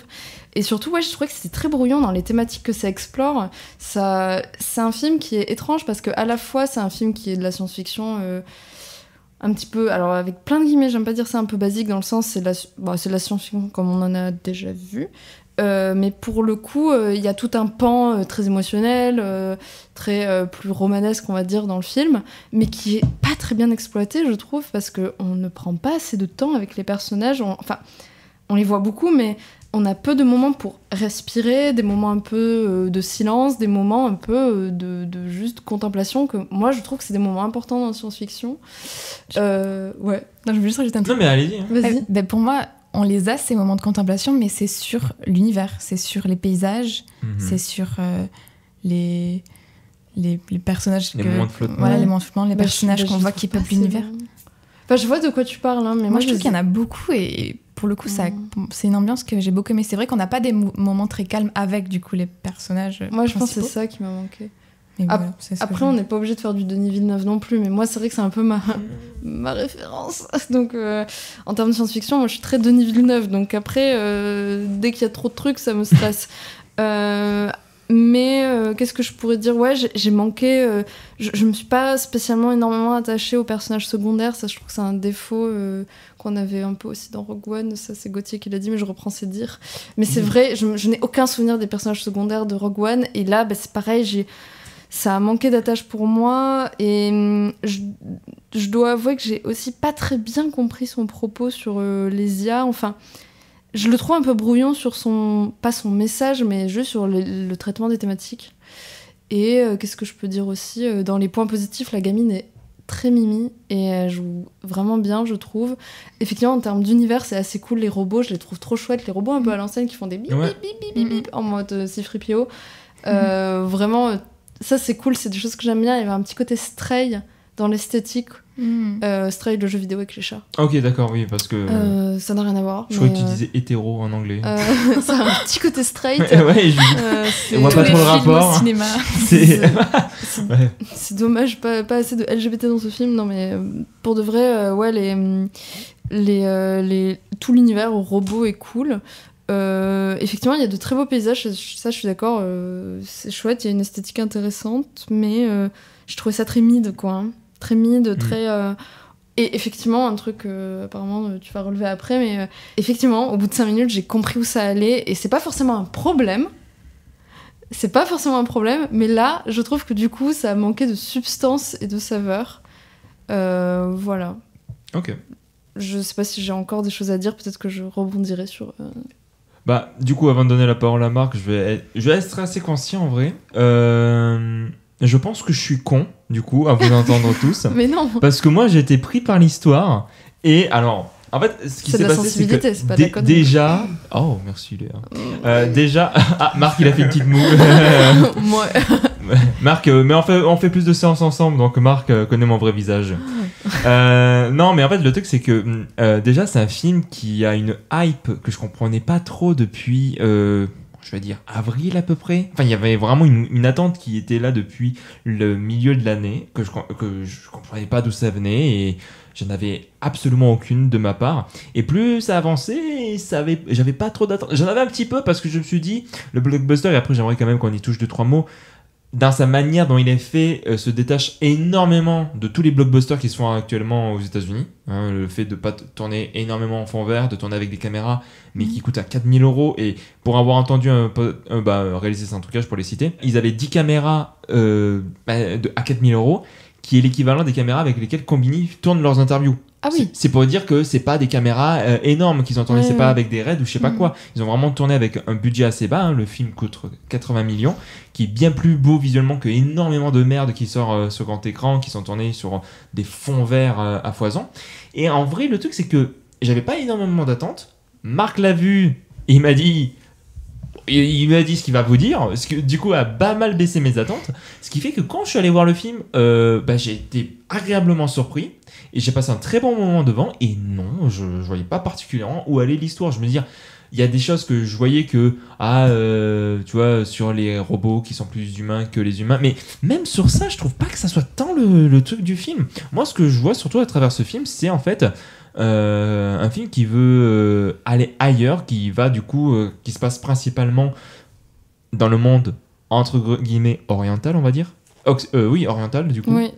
Voilà, et c'est des paysages qu'on n'a pas l'habitude de voir, et on y reviendra plus tard. Ça vient vraiment d'un film en particulier sur lequel je vais revenir, parce qu'on va citer quand même ses références. Il a cité quelques films en référence, on va quand même y revenir là-dessus pour faire les ponts entre eux. Mais ça, j'ai trouvé ça plutôt agréable, et c'est vrai que visuellement, je trouve le film vraiment beau pour le coup.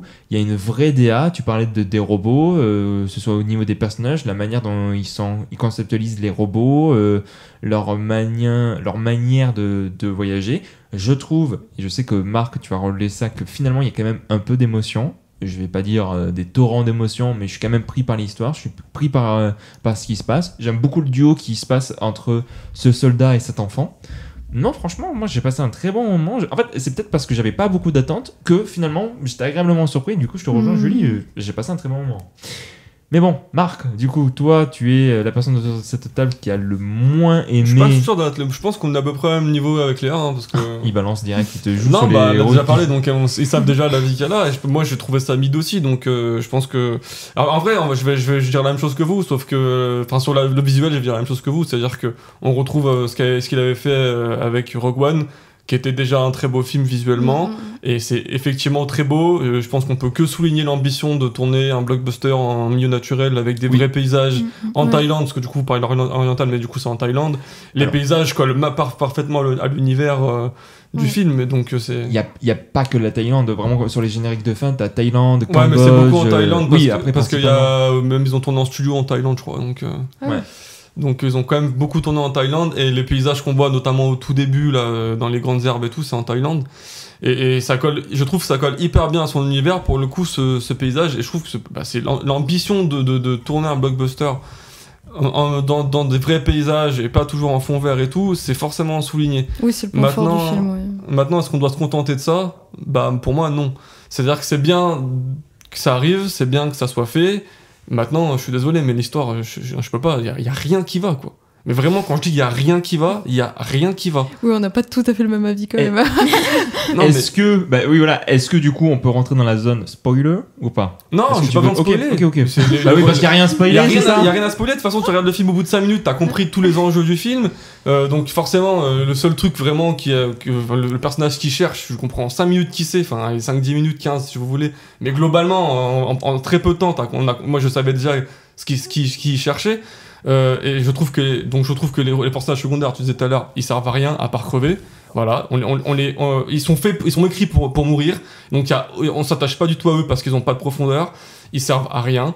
On les voit pas beaucoup, et quand on les voit, ils sont vraiment vraiment inutiles. L'IA plus humain que les humains, ça fait 40 ans qu'on voit ça. C'est bon, normalement faut arrêter, quoi. Mais je trouve que c'est pas la thématique du film. Mais bien sûr que c'est la thématique du film. Alors j'ai eu un débat hier avec Gauthier sur ça. Il me dit oui, mais non, mais tu sais, l'IA c'est une métaphore des oppressions que font subir l'Occident, les Occidentaux sur les pays orientaux, je fais des guillemets avec oui, bah on fait les mêmes guillemets. Voilà. Et je comprends, mais à ce compte-là, pourquoi ne pas juste en faire un film dessus ? Pourquoi prendre des IA ? Parce que 80 millions. Hein ? Parce que 80 millions. Parce que blockbuster. Oui, non, je sais pas, oui, je défends l'indéfendable là. Je pense enfin, pas l'indéfendable, mais... Prendre des IA, c'est quand même un choix important, c'est pas rien, ça a dû coûter beaucoup d'argent justement de faire, ne serait-ce que ces sortes de personnages qui ont à la fois un visage humain, à la fois des caractéristiques robotiques, on va dire. Donc pour moi, ça peut pas être juste être porteur d'une métaphore. Pour moi, ça peut pas... Enfin, non, ça peut pas juste être une métaphore. Sinon, c'est vraiment dommage. Sinon, quoi. Autant faire le truc direct. Ouais, autant faire le truc direct, c'est ce que je me suis dit aussi.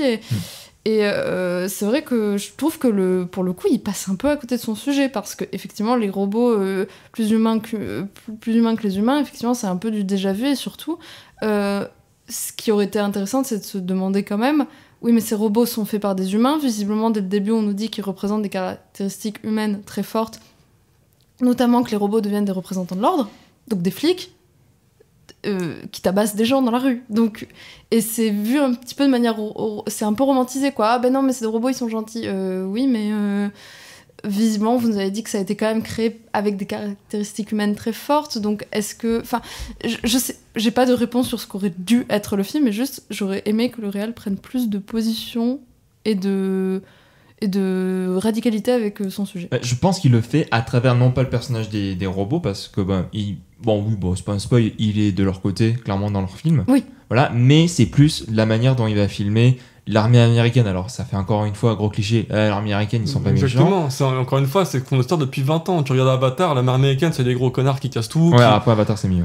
Oui, bah bien sûr que c'est mieux, mais même sans parler de mieux ou pas mieux, c'est encore une fois, les Américains sont les grands méchants, ils viennent tout détruire, ils viennent tout casser. Les relations interpersonnelles sont prévisibles, sont attendues. La dernière séquence, tire à l'arme, elle sert à rien. Tu la devines un quart d'heure avant parce qu'il y a une scène qui se déroule où tu sais que ça va arriver. La musique d'Hans Zimmer, que j'aime beaucoup notamment, il est là que pour apporter de l'émotion et c'est un film qui tient par la main son spectateur tout le long, qui explique tout, qui surexplique tout. Là faut pleurer, là faut être dans le rythme, là faut être content, non mais faut arrêter ou non, tout est surexpliqué, le film est insupportable à ce niveau-là. Moi je suis pas contre de dire que l'armée américaine c'est des gros cons parce que c'est vrai. Oui, mais c'est dans les films c'est vu et revu, d'un moment c'est lassant qu'on en peut plus. Écoute-moi bien mon cher Marc. On y était du coup avec Julie, Florian et du coup Zara. Et justement la question, un truc qui l'a dérangé. Et tu vas en parler, c'est que justement sur tout est expliqué, qu'est-ce qu'il nous a dit ? Quoi ? Ah, je croyais qu'on allait être sur le truc de... Non, parce que lui, du coup... Florian nous a dit par rapport au fait que il justifie la guerre, ils disent que c'est une erreur humaine, c'est ça que tu parles de ça ? Oui, en fait, le fait que justement, en fait, il trouvait qu'il y avait un manque de contexte par rapport à ça et que justement, c'était pas assez expliqué. Et justement, je trouve que c'est ironique que d'un côté, on me dise « Ah là là, c'est pas assez bien expliqué » et que de l'autre, t'as toi qui me dise « Ah là là, c'est trop expliqué ». En fait, s'il y a un message secondaire au film, il est trop caché pour qu'on comprenne. Si on part sur le côté oppressif et tout, à la limite, ok, mais je pense qu'il y a plein de choses qui sont pas forcément suffisamment expliquées si on veut les comprendre dans la manière dont il a voulu le faire. Et inversement, tout le reste est surexpliqué. Et toute l'histoire est attendue, tous les personnages, on sait comment ils vont se terminer. Tu vois le personnage, tu sais à l'avance s'il va mourir ou pas mourir dans le film, quasiment. Oui, en fait, ce qui est très compréhensible, c'est le scénario et qui, pour moi, était un peu prévisible. Après, c'est les sensibilités de chacun, hein, c'est pas... Mais pour moi, le scénario est un peu trop lisible et un peu manque de profondeur. Mais pour le coup, les intentions sont pas claires pour moi. Mais le scénario l'est, par contre. Pour moi, tu peux avoir un scénario extrêmement clair, une trame narrative extrêmement claire et limpide, et avoir des intentions. Qu'est-ce que tu veux me dire là ? Est-ce que tu aimerais appuyer, dire quelque chose ? C'est vrai que globalement, je suis quand même un peu d'accord avec ce que vous dites, c'est-à-dire que pour moi, le plus important, ce que j'ai le plus apprécié dans le film, c'était surtout le fait de comment il montrait du coup l'impact de la guerre sur les populations. J'allais y venir, justement. Pour moi, c'est ce que j'ai le plus apprécié dans le film, mais on dirait que c'est pas le propos principal. On dirait qu'ils ont voulu rajouter des trucs par-dessus, comme voilà, le truc déjà vu des IA qui sont plus humaines que les humains. Et du coup, on dirait qu'il y a plein de choses qui se superposent. Par-dessus, il y a cette narration qu'on comprend à peu près depuis le début, où ça va, action, tout ça. Du coup, c'est vrai que je trouve que c'est un peu maladroit sur vraiment quel est le message du film. Il aurait fallu re-hiérarchiser un petit peu les choses pour peut-être faire un scénario qui ait plus d'intention, quoi, je sais pas. Alors, moi, ça me fait un peu penser ce film dans le côté personnage qui passe de groupe de personnes en groupe de personnes, et on voit les effets de la société actuelle sur ces groupes de personnes. Ça m'a fait penser au Fils de l'homme. Mais t'es pas la première à me faire cette référence. Il m'a fait penser au Fils de l'homme, mais alors pour le coup, les Fils de l'homme, je suis hyper fan. Et ce que je trouve plus réussi dans les Fils de l'homme, c'est que je trouve que justement l'impact de la guerre de la situation politique est plus claire et plus violente aussi. Le film manque de violence aussi, je trouve. Alors, déjà, je suis pas totalement d'accord parce que je trouve que justement par rapport au sentiment de guerre, on ressent quand même, je veux dire, les impacts, les explosions, c'est pas juste de la chair à canon, on ressent quand même. Alors peut-être pas autant que les Fils de l'homme, sachant que les Fils de l'homme aussi, la grande réussite que du coup t'as pas trop dans The Creator, c'est que dans les Fils de l'homme, t'es que d'un seul côté. Tu ne suis que le personnage principal, alors que dans The Creator, tu vas avoir du coup l'armée américaine de côté, tu vas avoir l'armée des robots de l'autre, tu vas avoir les pros, les antis, enfin tu vas avoir les deux points de vue. Alors que c'est si jamais je peux accorder un point, c'est que du coup sur cette course-poursuite permanente qui est le film, c'est techniquement un petit peu ce qu'est le film, c'est une course-poursuite permanente. Ça perd un petit peu de sa tension. Mais je trouve pas que ce soit forcément le côté tension, c'est vraiment le course-poursuite de est-ce qu'il va atteindre son objectif, mais bon... Oui, c'est vrai. Mais après, tu vois, ce que j'avais bien aimé dans Les Fils de l'homme aussi, et que je retrouve pas là-dedans, c'est justement une importance sur... alors, du coup, c'est compliqué parce que là, le film parle des IA, mais ça, pour moi, ça devrait parler aussi d'humain un petit peu. Et là où... Ce que je trouve super intéressant avec Les Fils de l'Homme, c'est que ça montre que dans un contexte horrible, il y a beaucoup d'humanité, en fait. Et il y a des gens dégueulasses, il y a des gens terribles, mais il y a aussi beaucoup d'humanité et une entraide naturelle assez folle. Ce qu'essaye de montrer ce film, je le sens bien. Il y a des moments où on se retrouve avec des anciennes amitiés qui pourraient être intéressantes, mais je trouve que le film manque de pousser son sujet un peu plus loin et de montrer comment cette gamine, justement, va créer un espèce d'entraide naturelle, ou pas, justement, ou beaucoup d'hostilité. Et finalement, c'est assez mid à chaque fois, les réactions que provoque cette gamine, alors que tout le monde dit « Oh, elle est exceptionnelle, oh, elle est vraiment différente ». Oui, mais j'aimerais que vous me montriez des réactions, des effets concrets de qu'est-ce que ça provoque chez les gens, je pense. Et comme c'est un film qui parle d'humanité, quand même, c'est un film qui parle de ça, ou en tout cas d'identité, quelque part, en tout cas de ce qu'est un robot, de ce qu'est un humain, etc., parce que ça en parle, quand même, ça serait bien de montrer un peu plus comment ces choses-là se lient entre elles, je sais pas. Marc, est-ce que tu veux rajouter Si.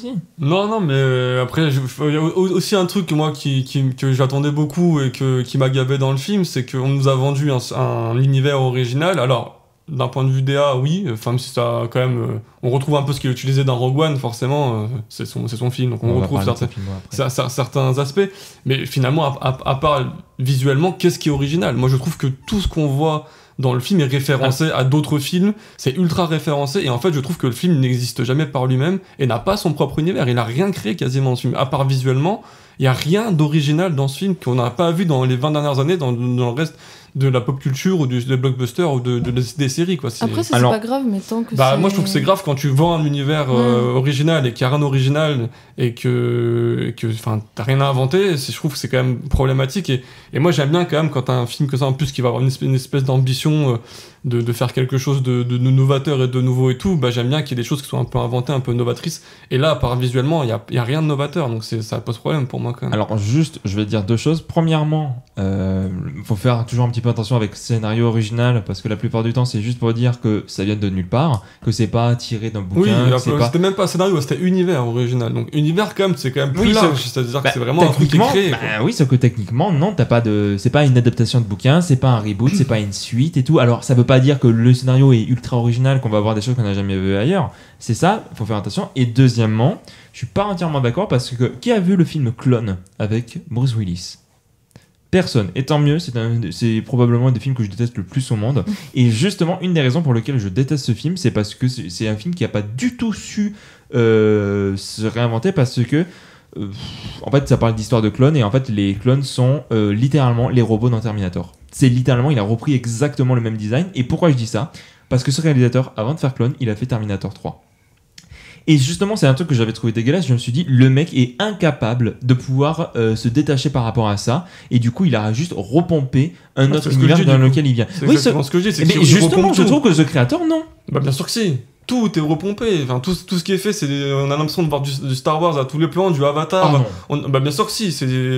D'ailleurs, c'est pas dans ses références en tout cas, Star Wars, Avatar. Rogue One en tout cas, tu le vois très souvent. Rogue One après oui. Ouais, mais tu le vois quand même très souvent. Je veux dire, même dans la création, dans le vaisseau, dans la manière dont il est créé, ça me fait beaucoup penser à la porte d'ouverture de la. Donc voilà, ça me fait beaucoup penser à ça. La gamine qui a des pouvoirs, à qui touche à viser, on dirait Stranger Things. Alors les militaires, les machins, tu as quand même beaucoup d'Avatar. Donc en fait, je trouve que t'as quand même beaucoup de trucs qui sont hyper référencés. T'as du Blade Runner, forcément, je sais pas si tu l'as cité, mais obligatoirement. Si, Blade Runner, évidemment. Mais voilà, et du coup, je trouve que finalement, il a pas créé quelque chose vraiment d'original dans son scénario et dans son histoire. Et ça, je trouve que c'est un problème. Après, autre chose que je voulais dire, et que du coup, je disais juste avant, que pour moi, ça peut soulever les foules, c'est que moi, quand je vois un film comme ça, je me dis que alors je sais pas, je sais que c'est Gareth Edwards qui a écrit le film avec une autre personne, je sais pas qui est deuxième, j'ai pas eu le temps de vérifier, mais je sais qu'ils sont deux à avoir écrit le film, et je sais pas si c'est comme ça qu'ils ont voulu réellement l'écrire ou si c'est la studio de production qui a eu beaucoup la main sur l'écriture. Mais quand je vois un scénario comme ça, moi je dis je comprends les studios de production qui veulent faire appel à des IA. Pourquoi ? Non mais pourquoi ? Parce que tu peux pas dire ça au moment où la moi personnellement ça m'intéresserait pas, parce que justement ça ferait des films comme ça et ça ne m'intéresserait pas. Pourquoi je pense ça ? Parce qu'aujourd'hui les studios de production ne pensent que d'un point de vue économique. Vas-y Julie. Oui, non. Donc c'est coécrit par Chris Weitz. Qui a fait Rogue One apparemment. Ok. Twilight. Et Twilight. J'adore le film. Alors lequel New Moon, je sais pas. C'est le 3 C'est le 3 Je sais plus, mais New Moon, ça me dit rien ça me dit rien de bon. Ça me dit rien de bon. Ouais, non, ça pue un peu. Non, mais du coup, pour revenir à ça, c'est qu'en fait, aujourd'hui... Mais on a senti l'influence de Twilight New Moon dans ce film. À un moment, on voit la lune et tout. Et à un moment, il voit Twilight. Ouais. Non, mais ce que je veux dire, c'est qu'aujourd'hui, les studios de production, ils réfléchissent d'un point de vue économique. Et je suis désolé, mais un scénario comme celui que j'ai vu là, dans ce film-là, je suis certain qu'une IA peut le rédiger en aussi bien ou en mieux en 15 minutes. Le créer, en tout cas. Et je me dis, au final, c'est quand même, au final, quand tu réfléchis, beaucoup plus avantageux économiquement de faire appel à une IA que de faire appel à un scénariste. Si c'est pour écrire des films comme ça, mais si c'est pour écrire des films comme ça qui sont hyper référencés, dont on voit toutes les références et qu'au final, je veux dire, à mon avis, des IA qui sont hyper performantes, honnêtement, tu lui dis 10 films dont tu veux te référencer et un petit peu globalement les personnages que tu veux et tout, je suis certain qu'une IA est capable de faire un scénario qui est hyper référencé. Moi, ça m'intéresserait pas et je défends pas, encore une fois, le fait de faire appel à des IA. Je défends le fait qu'aujourd'hui, les studios de production américains prennent de moins en moins de risques. Quand ils en prennent, c'est du faux risque, comme pour The Creator, pour moi, c'est pas un vrai risque qu'ils viennent de prendre au niveau de l'écriture. Et du coup, ils ont tout intérêt, de leur point de vue économiquement, à faire appel à des IA, parce qu'effectivement, ils auront des scénarios qui seront aussi qualitatifs que celui-là, voire peut-être même mieux. Et en plus, ça leur coûtera beaucoup moins cher. Donc, ils continueront de faire toujours plus de rentabilité. Et en plus de ça, ça leur permettra peut-être de générer, 15-20 scénarios en un an. Donc, ils ont tout intérêt à le faire. S'ils n'ont pas envie de se réinventer et à faire de nouvelles choses, ils ont tout intérêt à faire des IA, quoi.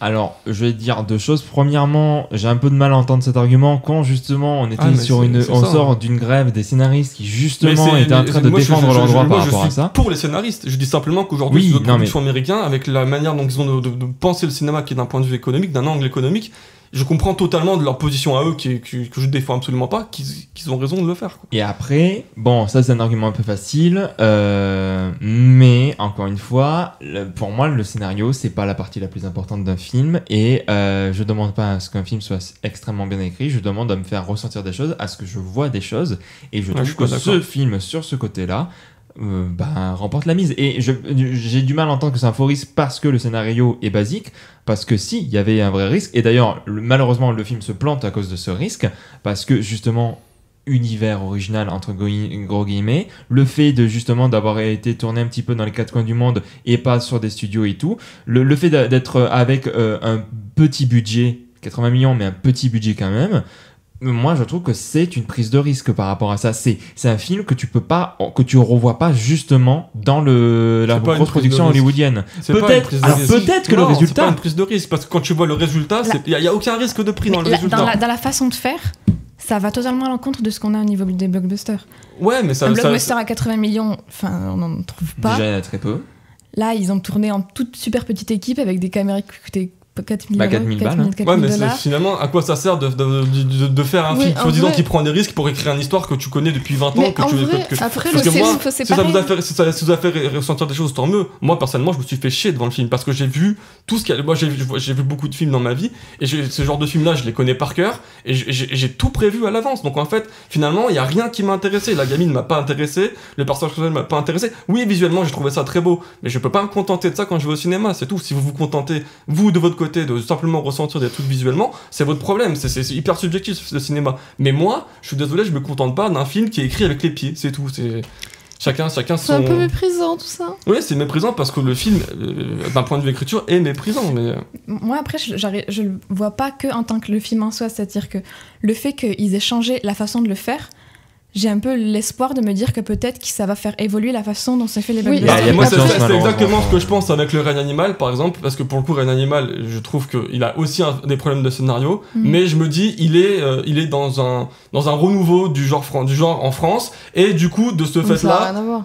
Bah si. Non, si, justement, parce que justement, comme c'est un renouveau, tu prends moins de risques dans le scénario parce que tu veux faire venir des gens, et voilà. Mais c'est pareil pour The Creator. Mais non, parce que ça fait 20 ans qu'on a les mêmes choses. Ça fait 20 ans que le cinéma américain nous fait croire qu'il réinvente les choses et qu'il réinvente rien. Donc, et on les connaît, les studios de production américains, ils ne réinventent rien. Ils ne cherchent pas à réinventer. Quel film tente de réinventer? À part Avatar, quel film tente de réinventer quelque chose? Bah justement, justement, The Creator. Non, mais The Creator non plus. Aucun. C'est pas que le créateur ne tente pas de réinventer quelque chose. Il tente, il réussit peut-être pas, mais il tente. Ouais, bah. Non, mais au moins la façon de faire. Max Fury Road a tenté, a tenté. Il y en a qui tentent, mais c'est pas pour autant que c'est réussi et qu'il faut se contenter de ça. Enfin, je veux dire, au bout d'un moment, ça fait 20 ans qu'on nous sert la même merde dans le cinéma américain, dans les blockbusters, et on se contente aujourd'hui d'un film qui est tourné en extérieur. Moi, je trouve qu'il est pas exactement quand même sur la même lignée que plein d'autres films. Il n'est pas cynique, et ça, c'est un problème qu'on a avec certains blockbusters américains, c'est le cynisme absolu des films, c'est le côté on s'en branle, voilà, prenez votre bouillie, de toute façon on n'aime pas les spectateuristes, vous êtes tous des cons, donc prenez ça, on se fout de votre gueule au passage. Je trouve que quand même le film n'est pas cynique, il cherche pas à être désagréable. Je pense que honnêtement les auteurs de ce film sont vraiment juste un peu mous et que franchement ils auraient pu aller beaucoup plus loin, ils l'ont pas fait. Mais après je pense que c'est quand même un film assez sincère dans sa façon. Oui, mais on peut pas se contenter de ça. On peut pas se contenter de ça. C'est qu'en fait c'est bien, c'est ambitieux, on est content, mais on peut pas se contenter de ça. Par contre, moi, ce qui pour moi pousse les scénaristes à la porte, c'est le cynisme. C'est pas la vraie mauvaise volonté. Des films comme ça, c'est pas très grave qu'ils soient pas super bien écrits, parce que le problème c'est le mode de production, c'est pas forcément le scénario. Si le scénario est cynique, alors à ce compte-là, on va bien se rendre compte qu'on n'a plus besoin des scénaristes parce que de toute façon ils en ont rien à foutre.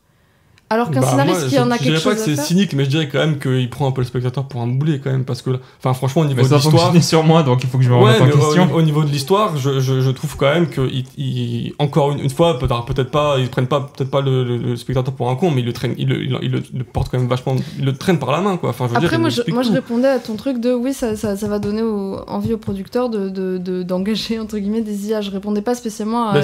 moi c'est plus par l'aspect économique, c'est pas par rapport à la qualité d'écriture, c'est qu'aujourd'hui les studios de production ne prennent plus de risques d'un point de vue écriture. Donc à partir du moment où tu ne prends plus de risques, bah, t'as tout intérêt à prendre une IA qui va te pondre plus ou moins le même scénario, parce qu'effectivement il y a des scénarios qui sont hyper bien écrits dans le cinéma où tu peux pas remplacer un scénariste. Enfin, il y a plein de films qui sont hyper bien écrits. Tu prends Anatomie d'une chute, jamais une IA t'écrira un film comme ça. Pourquoi plus écrire? Mais parce que le film il est banal, parce que les relations entre personnages sont banales, il y a rien qui est creusé, tout est superficiel, donc c'est beaucoup plus facile d'écrire un film comme ça. Là, je veux dire, si tu notes un minimum de référence dans l'IA et qu'elle est suffisamment intelligente, je suis sûr qu'elle peut écrire un scénario comme ça en pas longtemps. C'est ça, c'est plus par rapport à ce côté-là, je me dis, où si tu continues à vouloir faire des films qui ont un scénario qui est pas hyper intéressant et qui est un peu en surface, je pense qu'une IA est en mesure de le faire. Ce film-là, je pense qu'une IA est en mesure de l'écrire. Après, est-ce que je soutiens ça? Absolument pas. Mais je me dis que dans la vision du cinéma américain de certains studios qui ne pensent que par l'aspect économique, bah, ils ont de leur point de vue tout intérêt à prendre une IA, parce que je pense qu'ils peuvent faire le même scénario. On va faire avancer un petit peu le débat. Juste, vous me dites, est-ce que vous préférez qu'on parte d'abord sur ces autres films, sa filmographie, ou sur les œuvres qui l'ont inspiré? Vous préférez qu'on parte sur quoi? Qu'est-ce qui vous paraît le plus logique? On a parlé un peu de Rogue One déjà, donc peut-être du coup, on va continuer sur le... C'est son 4e film, si j'ai bien suivi. Alors, est-ce que quelqu'un ici autour de la table a vu Monster ou pas? Oui, moi je l'ai vu. Allez, let's go. Julie, est-ce que tu veux un petit peu nous en parler, voire peut-être nous faire un lien qu'on pourrait trouver entre Monster et du coup et The Creator? T'as oublié le nom du film. Exact, voilà. Depuis, ouais. Bah, je sais pas trop. Bon, moi, Monster, je l'ai vu il y a quand même un petit moment, donc je me souviens pas de tout. Mais c'est vrai que c'est un film que j'avais beaucoup apprécié parce que il changeait, je trouve, dans la façon dont il utilisait la science-fiction. Mm-hmm. C'est-à-dire que c'est une histoire de monstres qui envahissent la Terre ou une région de l'Amazonie, non, de l'Amérique, je crois. Mais c'est d'un point de vue très intime, c'est-à-dire c'est à travers 2 personnages qui doivent traverser des frontières, traverser des espaces et compagnie. Et donc j'ai trouvé ça très agréable de voir quelque chose du coup de beaucoup plus contemplatif, qui s'attarde beaucoup plus sur du coup les lieux, le temps qui passe, la relation entre les personnages, plutôt que sur l'action, des gros effets, des gros monstres. On en voit quelques-uns, mais c'est beaucoup plus lent. Du coup, j'ai trouvé que c'était un film que j'avais apprécié pour ça.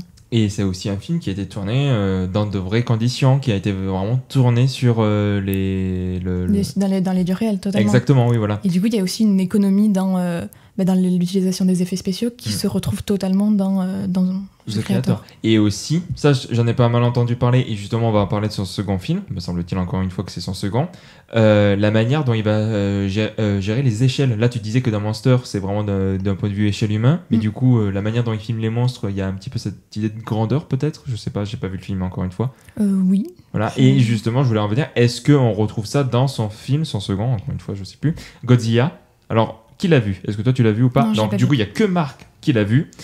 Alors là, Godzilla, lui aussi, c'est pas un film que tu portes particulièrement dans ton cœur, celui-ci. Non, mais en vrai, je l'ai vu il y a très longtemps, donc je vais pas en parler des années, parce que c'est juste que déjà, de base, les films de monstres, c'est pas trop mon truc. Et Godzilla, de manière générale, je suis pas fan, je suis pas friand, c'est comme quiconque. Enfin, même s'il y a des quiconques qui sont très bien, mais c'est pas un genre de film qui m'appelle et qui me plaît, et du coup moi j'ai passé un très mauvais moment devant Godzilla, mais je pense je saurais pas vous dire si c'est au niveau de la réalisation, si c'est au niveau de l'histoire. C'est juste que personnellement moi c'est pas mon style de film, et ça fait très longtemps que je l'ai pas vu, et du coup je pourrais pas en dire plus, juste que je me souviens de pas avoir aimé, d'avoir vraiment souffert devant le film. Mais pour le coup, je pense à l'époque où je l'ai vu aussi moins de connaissances sur le cinéma, donc j'avais moins de vision de la mise en scène, donc je sais juste que je m'étais vraiment ennuyé devant le film, quoi. Et du coup, le rapport que tu pourrais faire avec The Creator, à part que tu t'es ennuyé? J'en ai aucune idée, parce que je me souviens... C'est déjà un rapport, non? C'est déjà un rapport. Marc s'est ennuyé, oui. C'était dans son... Mais non, mais pour le coup, je pense que Godzilla est largement moins bien que The Creator, quand même. Faut le signer. Bah, The Creator, j'ai dit que The Creator, moi j'ai pas aimé l'histoire, et je trouve que c'est vraiment nul, mais je trouve que le film est hyper ambitieux sur certains aspects. Et visuellement, je trouve intéressant, et j'ai mis une note qui est correcte, parce que j'ai mis plus que la moyenne. C'est juste que je trouve que vraiment le scénario est pas intéressant. Mais il y a plein de bonnes idées dans The Creator. Mais Godzilla, je serais pas en mesure d'en parler plus, parce que je pense que ça fait plus de 4 ans que je l'ai pas vu, et même plus que ça. Donc, Et du coup, rapidement, Rogue One, on a quand même pas mal parlé. Moi, je vais revenir sur un truc que du coup a dit Léa, mais qu'en réalité a dit Gauthier.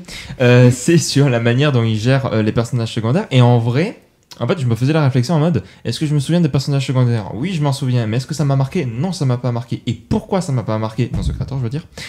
Parce qu'en fait, ils ont plus ou moins, attention spoiler, plus ou moins la même destinée ou la même fonction, on va dire. Oui, voilà. Ils ont plus ou moins la même fonction qu'ont les personnages secondaires dans Rogue One. C'est-à-dire, pas servir de chair à canon, mais vraiment, il y a un côté un peu cruel, voire, comment dire, leur destin il y est, fataliste. Il y a un côté un petit peu fataliste avec... Oui, c'est-à-dire qu'une fois qu'ils ont servi à la narration, ils sont tués.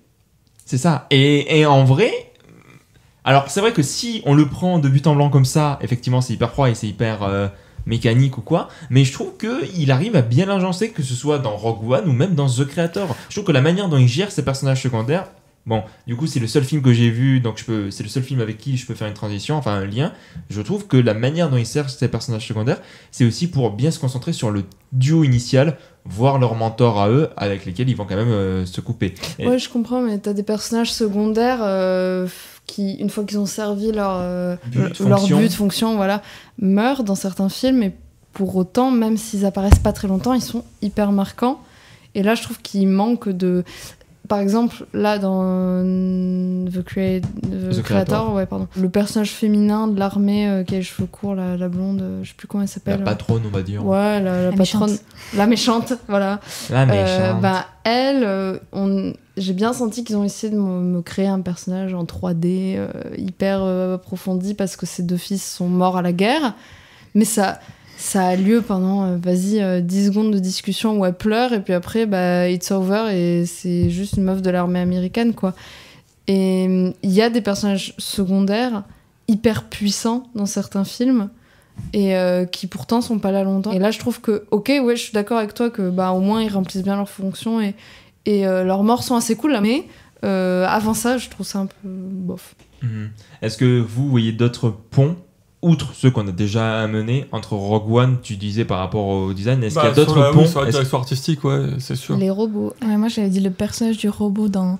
pour le coup, moi, il m'avait quand même assez marqué les personnages secondaires dans Rogue One, autant ça un dépend, personnage en fait, principal. qui on parle de secondaire, parce que si c'est l'équipe, enfin effectivement il y a la fille qui est le personnage principal, si tous les personnages secondaires c'est l'équipe qui est avec elle, genre l'asiatique et tout, moi je trouve qu'on est, au contraire je suis pas d'accord avec toi, c'est que je trouve qu'ils sont hyper intéressants dans le film et je les aime beaucoup, et je m'en rappelle vachement plus pratiquement certains personnages secondaires.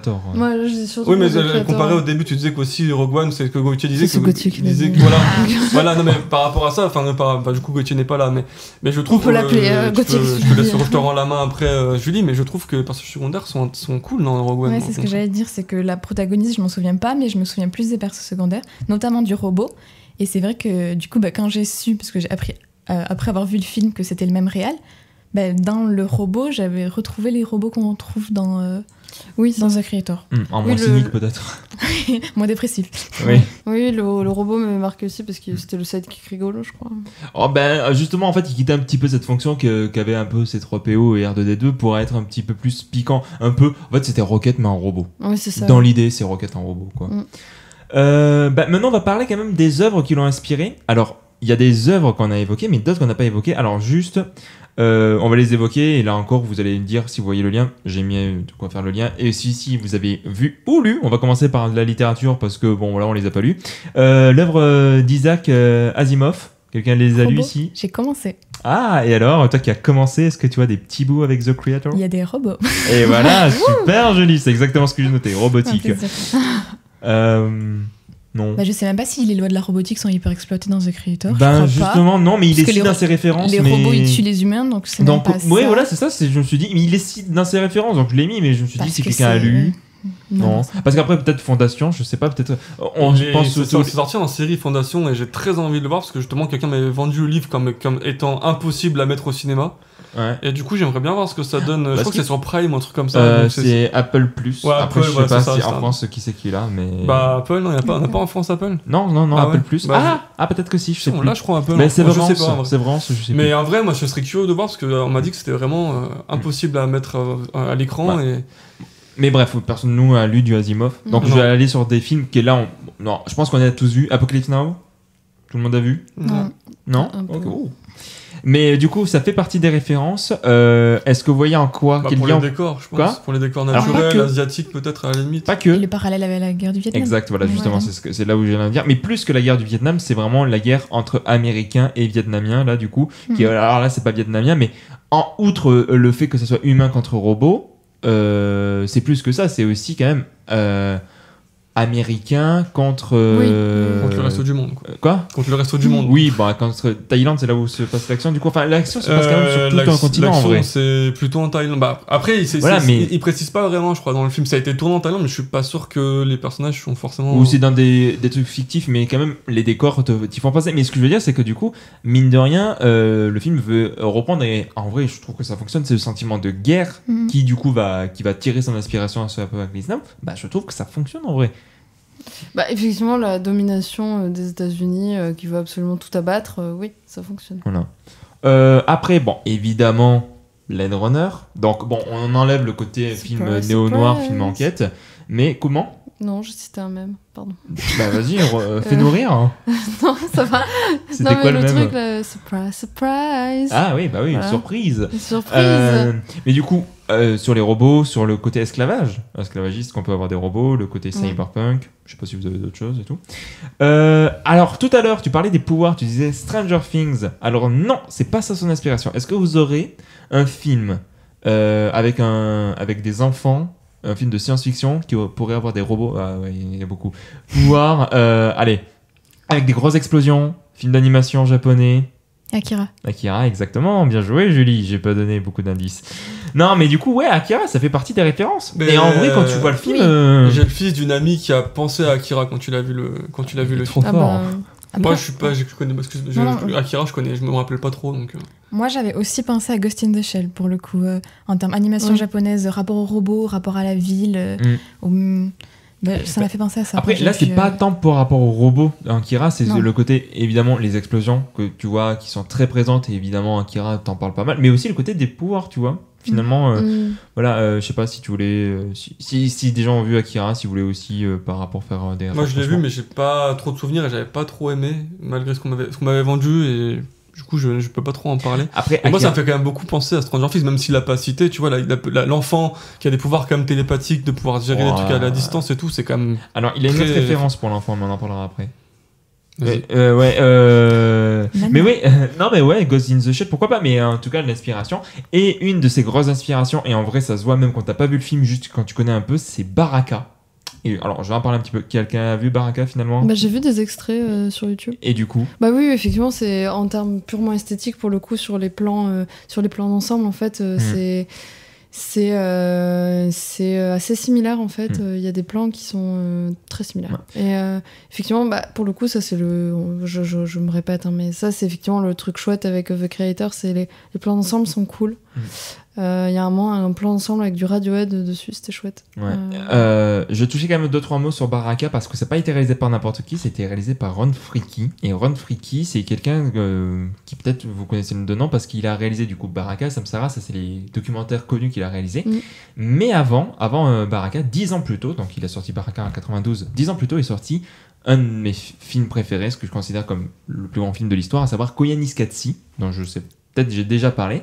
Et en fait, sur Koyaanisqatsi, il était chef opérateur, scénariste, monteur et producteur aussi. Mais il a énormément aidé à ce que Koyaanisqatsi ait cette patte actuelle. Et le truc, c'est que c'est très simple. En fait, après Koyaanisqatsi, il est parti. Donc Godfrey Reggio et Philip Glass, qui du coup étaient sur le premier film, ont fait Povokatsi, qui est un film clairement en dessous parce qu'il perd du visuel.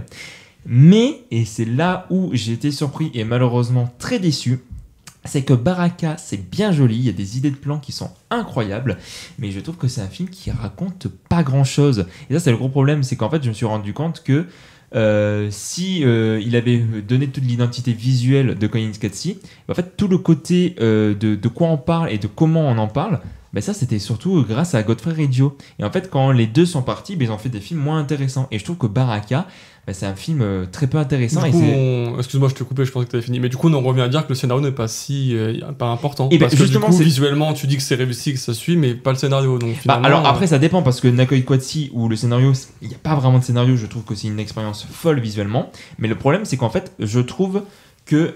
En fait, c'est pas tant que le scénario c'est pas important, c'est pas ça que je suis en train de dire. Je dis que c'est pas le plus important, mais après quand tu tentes de vouloir me raconter quelque chose, il faut que tu le fasses bien. Et je trouve que en fait, Baraka tente de me raconter quelque chose sur l'humain, sur sa croyance, sur les différences même pas les différences de classe, c'est même pas ça que ça parle, c'est les différences de mode de vie, on va dire. Il y a un truc gros guillemets parce qu'il le prend que par le prisme de la croyance. Mais je trouve que le film est plutôt vide. Et c'est pour ça qu'en vrai, c'est pour ça que je préfère Povokatsi, même si je le trouve en dessous de Koyaanisqatsi, je le trouve extraordinaire. Regardez la trilogie des Katsi, c'est fabuleux. Mais bref, tout ça pour dire que même si effectivement, il faut quand même que le scénario soit tenu. Et je dis pas que il est... Enfin, justement, c'est ce que je dis dans The Creator. Je dis pas que c'est ultra original et tout, mais en tout cas, je dis que c'est tenu. Et voilà. Mais tout ça, oui, actuel, c'est visuel. Tous les visuels que vous pouvez aimer dans The Creator, la manière dont il va filmer du coup les plaines, dont il va filmer les paysages, tout ça, c'est une inspiration directe à Baraka. Donc ça peut quand même valoir le coup, sachant que c'est un film qui est extrêmement apprécié. C'est juste moi qui chipote. Le film est extrêmement bien noté, donc vous pourrez aimer. Il est dispo sur YouTube, voilà. Et enfin, le dernier film, qui du coup lui a servi pour le duo entre le soldat et l'enfant, c'est Lone Wolf and Cub, aussi connu sous le nom de Baby Cart. Et je pense que personne ne l'a vu. Non. C'est un film de samouraï des années 70 qui est tiré d'un manga. Voilà, d'une série de mangas et c'est d'une série de films. Mais voilà, mais du coup des inspirations pas que américaines finalement. Mine de rien, donc je trouve que c'est quand même intéressant. Après, quand tu vois le film, notamment au niveau des décors, tu peux imaginer effectivement qu'il n'est pas forcément que américain, parce que quand tu vas chercher des décors quand même asiatiques et tout, tu peux te dire que. Oui, mais par exemple, Baraka qui va du coup beaucoup revenir sur les mêmes terres que The Creator, c'est un film américain. Mais bref, voilà, du coup, on a fait un bon 40 minutes à peu près sur The Creator. Tout à fait. Est-ce que vous avez autre chose à dire recracher sur le scénario, par exemple, ou autre? C'est bon ? Ça ira. Allez, super. Avant de se quitter, nous allons faire un petit jeu. Oh là là. Parce que nous sommes toujours au mois d'octobre, et le mois d'octobre, c'est le mois de la peur, avec Halloween, le film de Carpenter. Et non, pas que.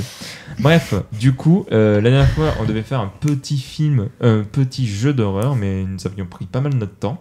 Et du coup, nous l'avons réservé pour maintenant. Ça va être le jeu des devinettes. Très bien, c'est une devinette. Alors c'est un jeu dont... Ah oui, allez hop, il se relance.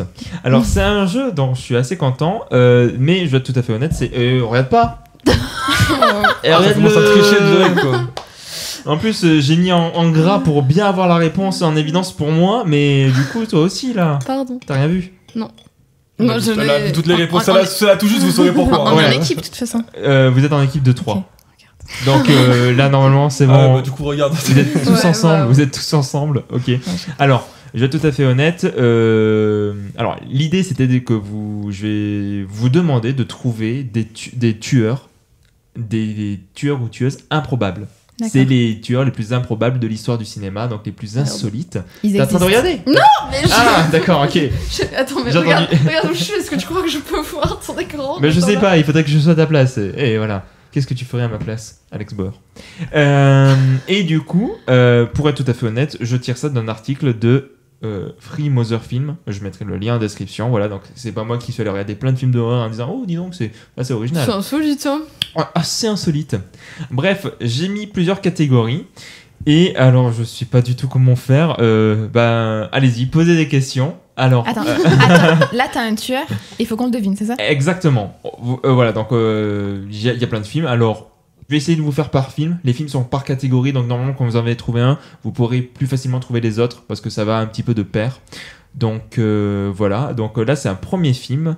Voilà, le tueur est plutôt original. Mais pourquoi? Qu'est-ce qui fait qu'il est original? Est-ce que c'est un humain? Non, c'était pas un humain. C'est un animal?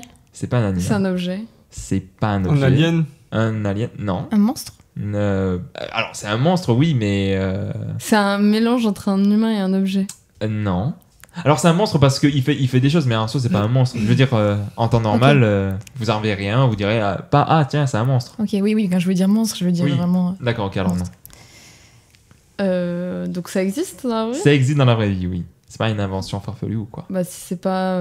c'est un esprit C'est pas un esprit. Donc c'est pas un humain, c'est pas un animal, c'est pas un objet, mais ça existe. Ça existe, ouais. C'est un concept. C'est le bonheur. C'est genre une bactérie, un microbe. Alors, on s'y rapproche. C'est pas ça, mais... ça Une cellule, une molécule... Ouais. Un élément naturel. Alors, c'est pas naturel, mais c'est un élément, ouais. Un élément chimique. Ouais, et du coup... Une boisson. Ah, on s'y rapproche. C'est un aliment, c'est de la bouffe. C'est un aliment, c'est exactement, Okay, c'est de la bouffe. Alors quoi maintenant? Quoi? Quelle bouffe? Boisson, du coup? Non, c'est pas une boisson. Est-ce que c'est... je me demande... Je pense savoir le film. Alors, peut-être. Mais vas-y, Marc, n'hésite pas depuis tout à l'heure. Ouais, moi j'ai pas d'idée. C'est de la... C'est une bolognaise? C'est pas une bolognaise, non. C'est des patates. Non, c'est pas des patates. C'est un légume?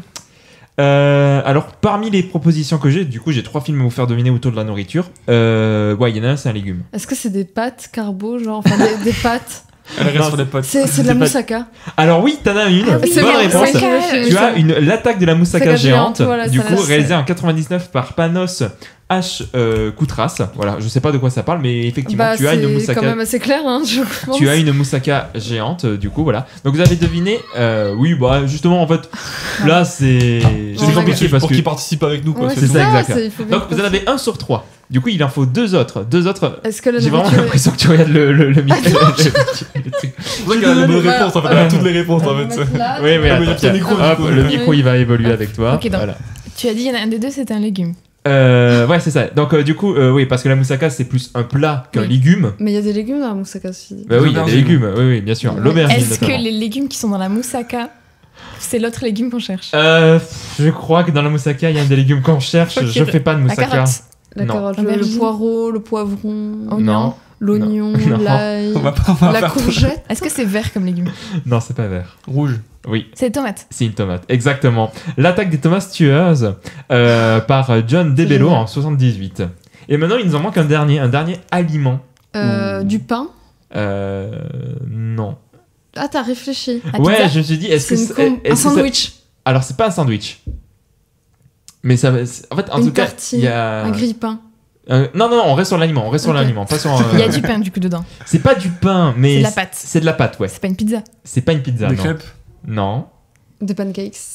Non, mais on commence à s'y rapprocher là. Des muffins. C'est un Non. truc sucré. C'est un truc secret, ouais. Un gâteau. C'est pas un C'est un gâteau. dessert, Une quoi. tarte. Une tarte, ouais. Non, c'est pas une tarte. Une quiche. Enfin, c'est plutôt un dessert, du coup. C'est. wish, Ouais, c'est un dessert. Même Moi, c'est pas tant le dessert, tu vois, ça serait plus au goûter, tu vois. Une crêpe au waouh. Des gaufres. Non. Des beignets. Des churros. Ah, on s'y rapproche avec les beignets. Des donuts, exactement. L'attaque des donuts tueurs. Bon, ils ont pas beaucoup d'inspi, c'est toujours l'aliment tueur au par derrière. Du coup, c'est un film américain réalisé par Scott Wheeler en 2016. Scott Laroux. Laroux, exact. Et non, c'est Wheeler. Ah putain, je croyais que tu disais que Scott c'était Laroux. C'était la traduction de Laroux. Je me suis dit, mais elle est conne. Super. Non, mais. Directement. Alors, écoutez, s'il y a bien un con, c'est moi. J'étais surpris par The Creator. Oui, non, j'étais pris par le scénario. Bref, maintenant qu'on a fait les aliments, va falloir. On repart à zéro. On cherche une autre catégorie du coup. On recherche une autre catégorie. Après de la catégorie, vous allez voir. Il y a bien des animaux. Le pneu de voiture. Quoi? De quoi? Non, alors. Non, justement.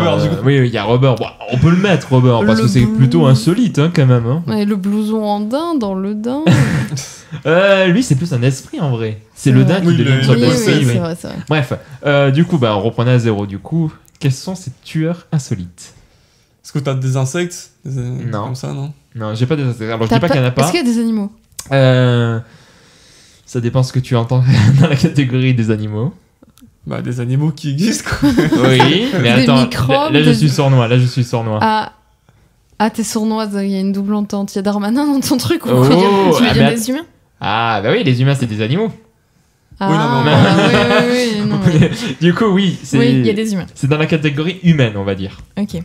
Bah, des humains insolites tels que des. Alors. C'est eux qui sont insolites en eux ou en soi? Ou c'est leur métier, genre? Alors, c'est pas eux qui sont insolites, mais c'est. Alors, c'est pas tant leur métier, c'est plus. Je saurais pas trop comment dire, mais c'est. Alors, si, ça serait eux. Enfin, comment dire? C'est eux, mais c'est pas eux. C'est compliqué, parce que je vais pas trop vous avancer, parce qu'après, ça va être très facile. C'est quelque chose qu'ils font? C'est pas quelque chose qu'ils font. C'est ce qu'ils sont. Ce qu'ils sont, ouais. Ce qu'ils portent comme vêtements? Alors, ce qu'ils portent, mais pas comme vêtements. Leurs cheveux? Alors, justement, bonne première réponse.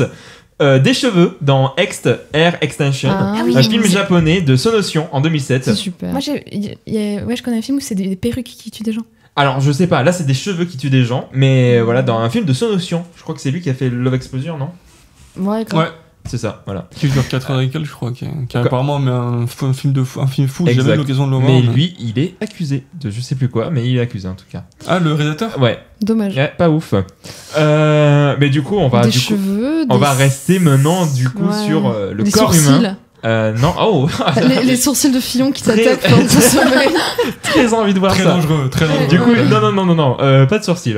Des yeux.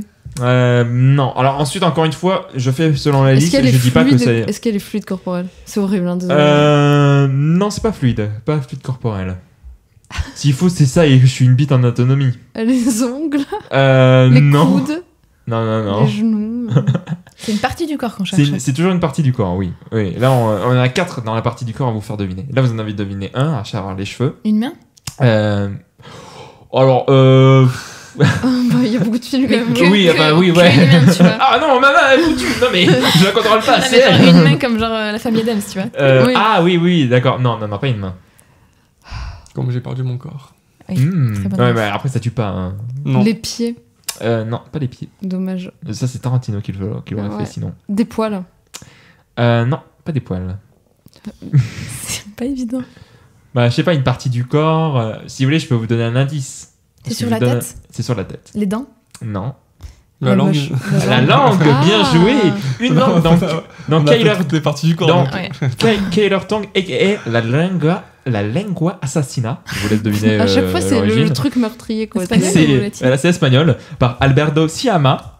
Merci. Peut-être un cousin, peut-être un frère caché.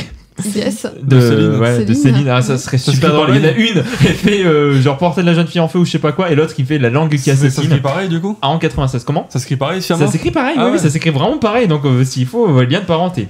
Allez, maintenant, on a fini avec. Le corps? Non, on reste sur le corps. Il y en a encore deux à vous faire deviner. Non. C'est horrible, comme vous allez voir. Si vous en trouvez un, vous trouvez l'autre, hein, très rapidement. La bite. Non. J'allais dire le vagin parce qu'il y a un film. Et aussi. du coup, ouais, voilà, alors, je vous ai dit. Alors attends, le vagin on y reviendra. De pas sortir de la contexte. Alors la bite, ça fait 1 minute 30 que j'hésite à le dire parce que je me dis c'est sûr ça va être. Oh, quand même. On est entre amis. Les Romains quoi. Rien à voir avec moi. Donc une bite dans One-Eyed Monster, donc j'imagine une bite avec un œil, film américain de Adam Flint, sorti en 2008, donc c'est assez récent. Alors on va revenir sur le vagin. Le vagin, il a une particularité. Ah, il a des dents. Il a des dents, mais ça. C'est Vagina Dentata. J'avais vu en plus le film, ça me dit quelque chose. Quoi alors, Vagina Dentata. Alors moi, c'est pas le titre que j'ai. Non, c'est peut-être pas le titre du film, mais c'est une théorie d'horreur. Ok. Sur, en fait, il y a des théoriciens de. Je parle sur un truc super. Mais vas-y. Hein. Mais du coup, qui ont théorisé un petit peu les monstres féminins. Ouais. Et il y a ce truc qui vient, je crois même de Freud, du vagin avec des dents comme menace. Okay. Et je suppose qu'il y a des gens qui du coup ont fait de vrais films. Moi j'ai pensé aux dents parce que dans comment il s'appelle le truc de Valérie Solanas Scum Manifesto, elle dit que ce serait peut-être cool qu'on ait des dents dans le vagin pour quand on se fait violer. Ah ouais, c'est une bonne idée. Rappelle, Moi je pensais à des poules qui avaient des dents. Genre il y a un truc aussi genre j'avais entendu qu'une femme pouvait installer genre c'est un espèce de truc où quand le mec s'insère il peut pas ressortir, c'est un peu le truc anti-retour quoi. En fait ça t'agrippe comme un hameçon. Mais juste elle peut contrôler à distance. Elle peut l'enlever si elle veut, mais en fait si la personne se fait attaquer sexuellement par le gars, le gars reste bloqué à l'intérieur. Alors s'il veut sortir, il est obligé de s'arracher complètement. J'avais vu ça et je crois qu'il voulait en faire un film d'ailleurs. Je vais en mourir cette affiche. C'est bon, t'es allé chercher. Oui, googlisez l'affiche, vous allez voilà. Moi même petit conseil au lieu d'avoir une affiche Pulp Fiction, voilà, vous savez ça peut c'est original. Ça crée des débats, ça va créer une sacrée ambiance. Tu ramènes ton œil, tu dis "Oh, tu connais pas, attends, j'ai le Blu-ray." On le regarde ce soir. On le regarde en 4DX. Mais ouais, mais Vagin, je crois qu'il y a plusieurs films comme ça, il me semble. Un film asiatique, c'est pas asiatique ton film du coup La bite ou le vagin? Ah non, oui, non, c'est la bite ou le vagin. Oh, j'aimerais tellement que ce soit le titre du podcast. Non, c'est un film américain réalisé par Mitchell Lichtenstein. C'est quoi le nom du film? Tiff. Alors, je pense pas que juste en tapant Tiff, tu le trouves. Si tu tapes Tiff 2007 peut-être à la limite, c'est un film de 2007. Tu vois, la bite et le vagin, c'est 2007. C'est quoi t'as dit comment ça s'appelle? Tiff. Comme le gars s'appelle comment? Mitchell Lichtenstein. Oui, bah en fait tu tapes vagin dans Letterboxd, c'est la première truc qui sort. Donc clairement il a compris le gars. Le gars il a compris. Enfin le Letterboxd. Quand tu tapes vagin dans Letterboxd, tu sais sur quoi tu tombes. Mais ouais, je sais plus comment ça s'appelle. Il en manque encore 3. Alors là ça va être différent parce que c'est 3 catégories différentes. Je vous donne un indice pour le prochain. On reste pas loin de la bite et le vagin. Mais c'est pas une partie du corps. Le slip? Non, c'est pas un slip. C'est un vêtement? C'est pas un vêtement. La capote? La capote, un préservatif. Je suis super forte, je suis super. Dans Kyler Condon, qui est d'un film allemand réalisé par Martin Valls en 96. Bah ça a l'air vraiment trop bien. Je pense que l'affiche doit être très, très bien aussi. Ah là là, putain, un préservatif. Oui, parce que oui. C'est le pape qui l'a fait ou je sais pas, mais politique. Je rappelle, c'est des tueurs. Hein. C'est pas juste on essaye de deviner un truc insolite. C'est des trucs qui nous tuent quoi. Voilà. What the ouais, attends, j'ai pas eu le temps de googliser. Du coup... Est-ce que c'est vraiment l'affiche? Si c'est allemand, c'est que c'est bon. Non. Oui, c'est ça. Oui, j'avais vu un screen du film, mais pas... C'est quoi, c'est le vagin avec les dents ou quoi? Non, mais non. Oh, t'imagines le combo. T'as le... Attends, mais du coup, le préservatif... le vagin pense qu'il va tomber sur une bite toute nue, et là, en fait, non, elle est habillée du coup. Oui, mais du coup... T'es en train de faire le prochain film. Du coup, la question, c'est que le préservatif, il bouffe la bite ou il bouffe le vagin? C'est ça la vraie question, en fait. Ou le cul, attention, no king shaming. Dans quel sens ça va? Moi, le plus logique, c'est que ça bouffe la bite. Oui, ça bouffe la bite, voilà. Tu as raison. Bah alors, qu'est-ce qui se passe si on met la bite tueuse avec le condom tueur? Là, pour ton court-métrage de fin d'études, tu sais ce que t'as à faire. Bah ouais, alors là, Freud, il entend la discussion, il se frotte les mains là, il est en train de dire oh là là, vous avec vos parents, il y a des problèmes là. Je vais tout régler. Wow. Bref, il nous en manque 2. Alors il y en a un. C'est pas si insolite que ça, mais vous allez voir, il y a un truc qui rend le truc insolite. Est-ce que c'est des médicaments, genre? Alors non, c'est pas des médicaments. Vous pouvez reproduire de zéro. C'est un animal? C'est pas un animal. C'est un humain? C'est un humain. Oui, alors là, cette fois-ci, j'ai pas fait le... Et il a un métier Oui, il a un métier. Et c'est le métier qui est... C'est pas le métier qui est original, mais c'est ce qu'on verra. D'abord, on essaie de trouver le métier et après, on essaie de trouver. Il est jardinier. Non. C'est pas dans la santé. Non, c'est pas dans la santé. Quand je dis que c'est pas original, c'est que vous allez voir, c'est un truc qui revient souvent dans le film d'horreur. Ouais, je donne pas mal d'indices. Il est psychologue. Journaliste? Non. Journaliste, ça revient tant que ça dans le... Non, je sais pas, j'ai dit au hasard. Ouais. Il est prof. Ethnologue. Est-ce qu'il est genre un métier de type... Métier libéral. non, arrête avec la santé, toi. Est-ce qu'il genre juge un truc juridique? Non, C'est pas ceux qui filment les esprits ou trucs comme ça, là, je sais plus comment ils s'appellent. Non, médium. Non, médium, c'est ça. Non. Bon, c'est pas un bon métier, ça. Est-ce qu'il est acteur? Non. C'était pas. Un truc un peu artistique. Un peu artistique, ouais. Peintre? Non. Réalisateur. Non. Artiste. Mm-hmm. Il est youtubeur. Il est youtubeur. Ah ouais, ça c'est... Influenceur. Attends, il est parfois acteur. Bah oui, mais c'est un gimmick. C'est vraiment un gimmick qui revient souvent dans les films d'horreur. Ah, acteur dans un film d'horreur. Non, c'est pas acteur d'un film d'horreur, mais disons que dans les films d'horreur, c'est un truc qui revient souvent pour faire peur. Ou pour nous tuer. Allez-y, continuez de poser vos questions. Ça vous semble évident que vous allez avoir la réponse. Donc il peut être acteur. Attends, j'ai pas compris. Il est acteur ou pas c'est un clown. C'est un clown. Voilà, un clown tueur. Mais ils ont une particularité. Ils sont plusieurs déjà, t'as dit. Ils sont plusieurs, exactement, mais c'est pas ça leur particularité. Qu'est-ce qui fait que, parce que clown tueur, bon, c'est pas original, mais attention, il y a une particularité qui rend le film un petit peu plus. Je me demande comment il a intégré dans le scénario. C'est des clowns de l'espace. Ah mais oui. C'est ça. C'est vrai. C'est des clowns. Dans le film, les clowns venus d'ailleurs. Elle a vu les réponses. Un film américain réalisé par Stephen Chiodo en 88. Je crois que j'ai une destinée à réaliser des films de série Z, c'est tout. Hein, juste, c'est génial. Je me demande vraiment, genre, vous êtes des tueurs, des clowns tueurs, mais on en a vu plein. Non, mais nous, on vient de l'espace. Je sais pas trop comment. De Vénus. Ah ouais, alors du coup, on va continuer. Julie, est-ce que tu peux nous montrer l'affiche? Enfin, je sais pas, j'imagine que c'est ça. Hein, c'est vraiment pas beau. Ah, c'est beau. Hein. Ah, c'est dégueulasse. Ouais. Non, cette image aussi, elle est bien sympa.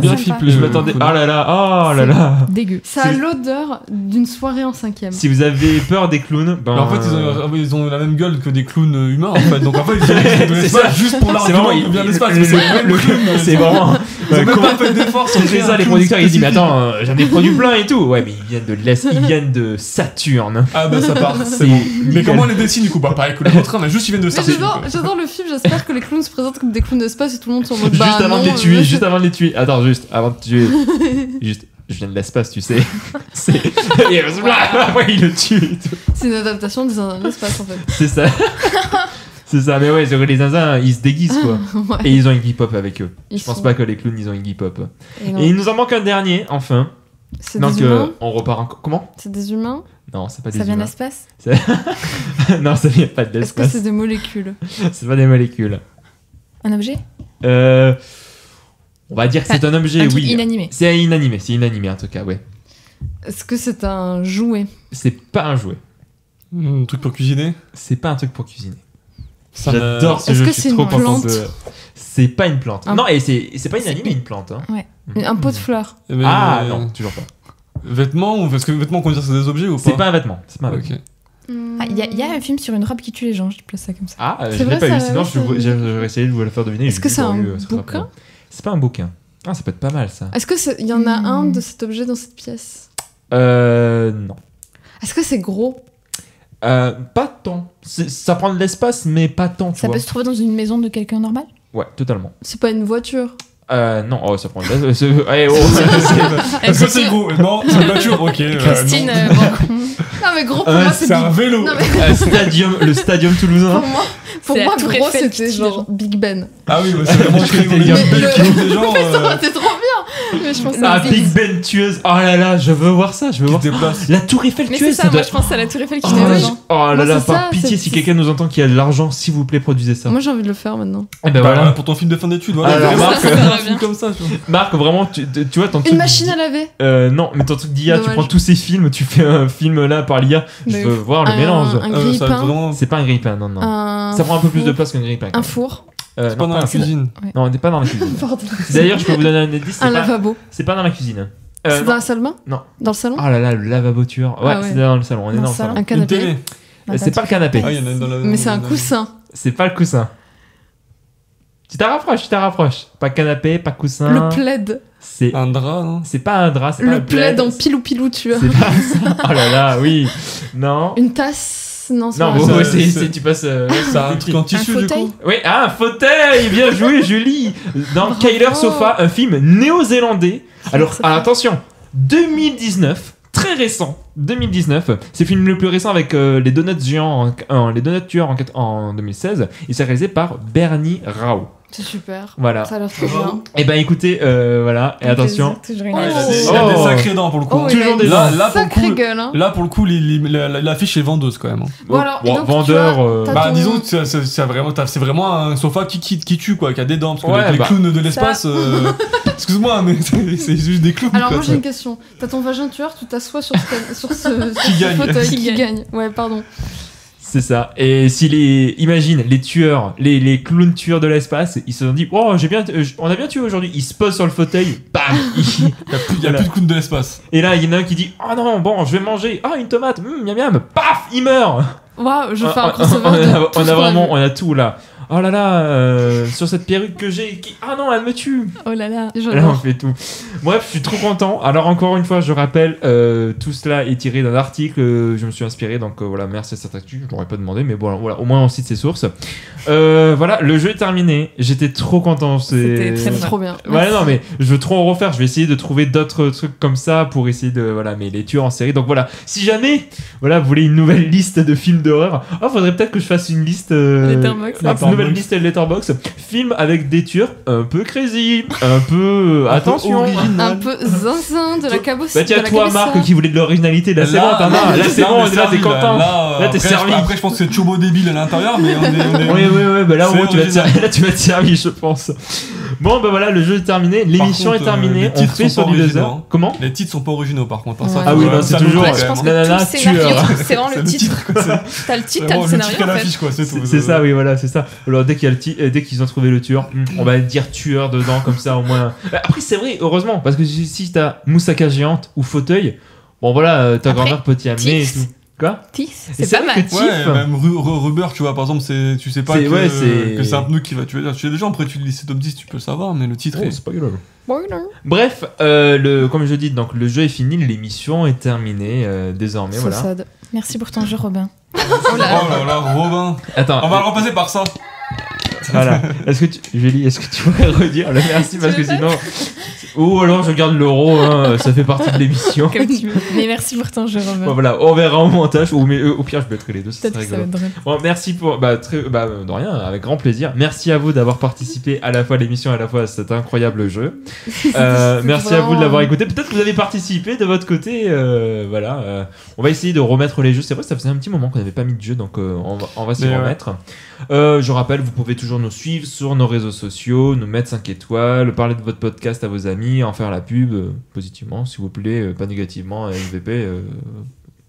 Avant que je dise notre phrase de phrase, sur notre prochaine émission, on revient dans 3 semaines. On fait une petite pause. Alors, c'est pas qu'on fait une petite pause, c'est parce qu'en fait, on revient pour une émission qu'on vous tease depuis cet été, sur un certain réalisateur japonais d'animation qui reviendrait, soi-disant, le 1er novembre. Ouh là là. Oh là là. Petite surprise. Pour son dernier film, qui n'est pas son dernier film depuis 2006. Voilà, son 4e dernier film. C'est bien pour la communication et le marketing, ceci dit, hein, de faire croire que c'est le dernier film, tout le monde y va, et puis en fait, 2 ans après, finalement, non. Néanmoins, nous n'allons pas vous dire de qui il s'agit, hein. On vous laisse. C'est très compliqué à deviner. Ouais, il y en a beaucoup en plus. Voilà, cite-moi un réalisateur de films d'animation japonais. Les clowns tueurs de l'espace. Les clowns tueurs de l'espace. Qui sont des réalisateurs qui bouffent les tomates tueuses, elles-mêmes accompagnées des donuts tueurs, voilà, et du fauteuil tueur. Bref. Non, j'aurais dit Satoshi Kon. Mais... Satoshi Kon, oui, évidemment. Voilà. Moi, j'aurais dit Mamoru Osada.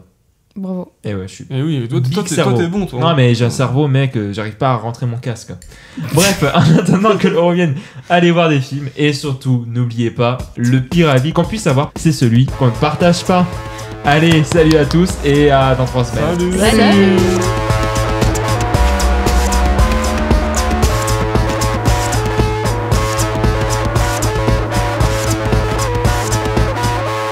Oh, monde de merde.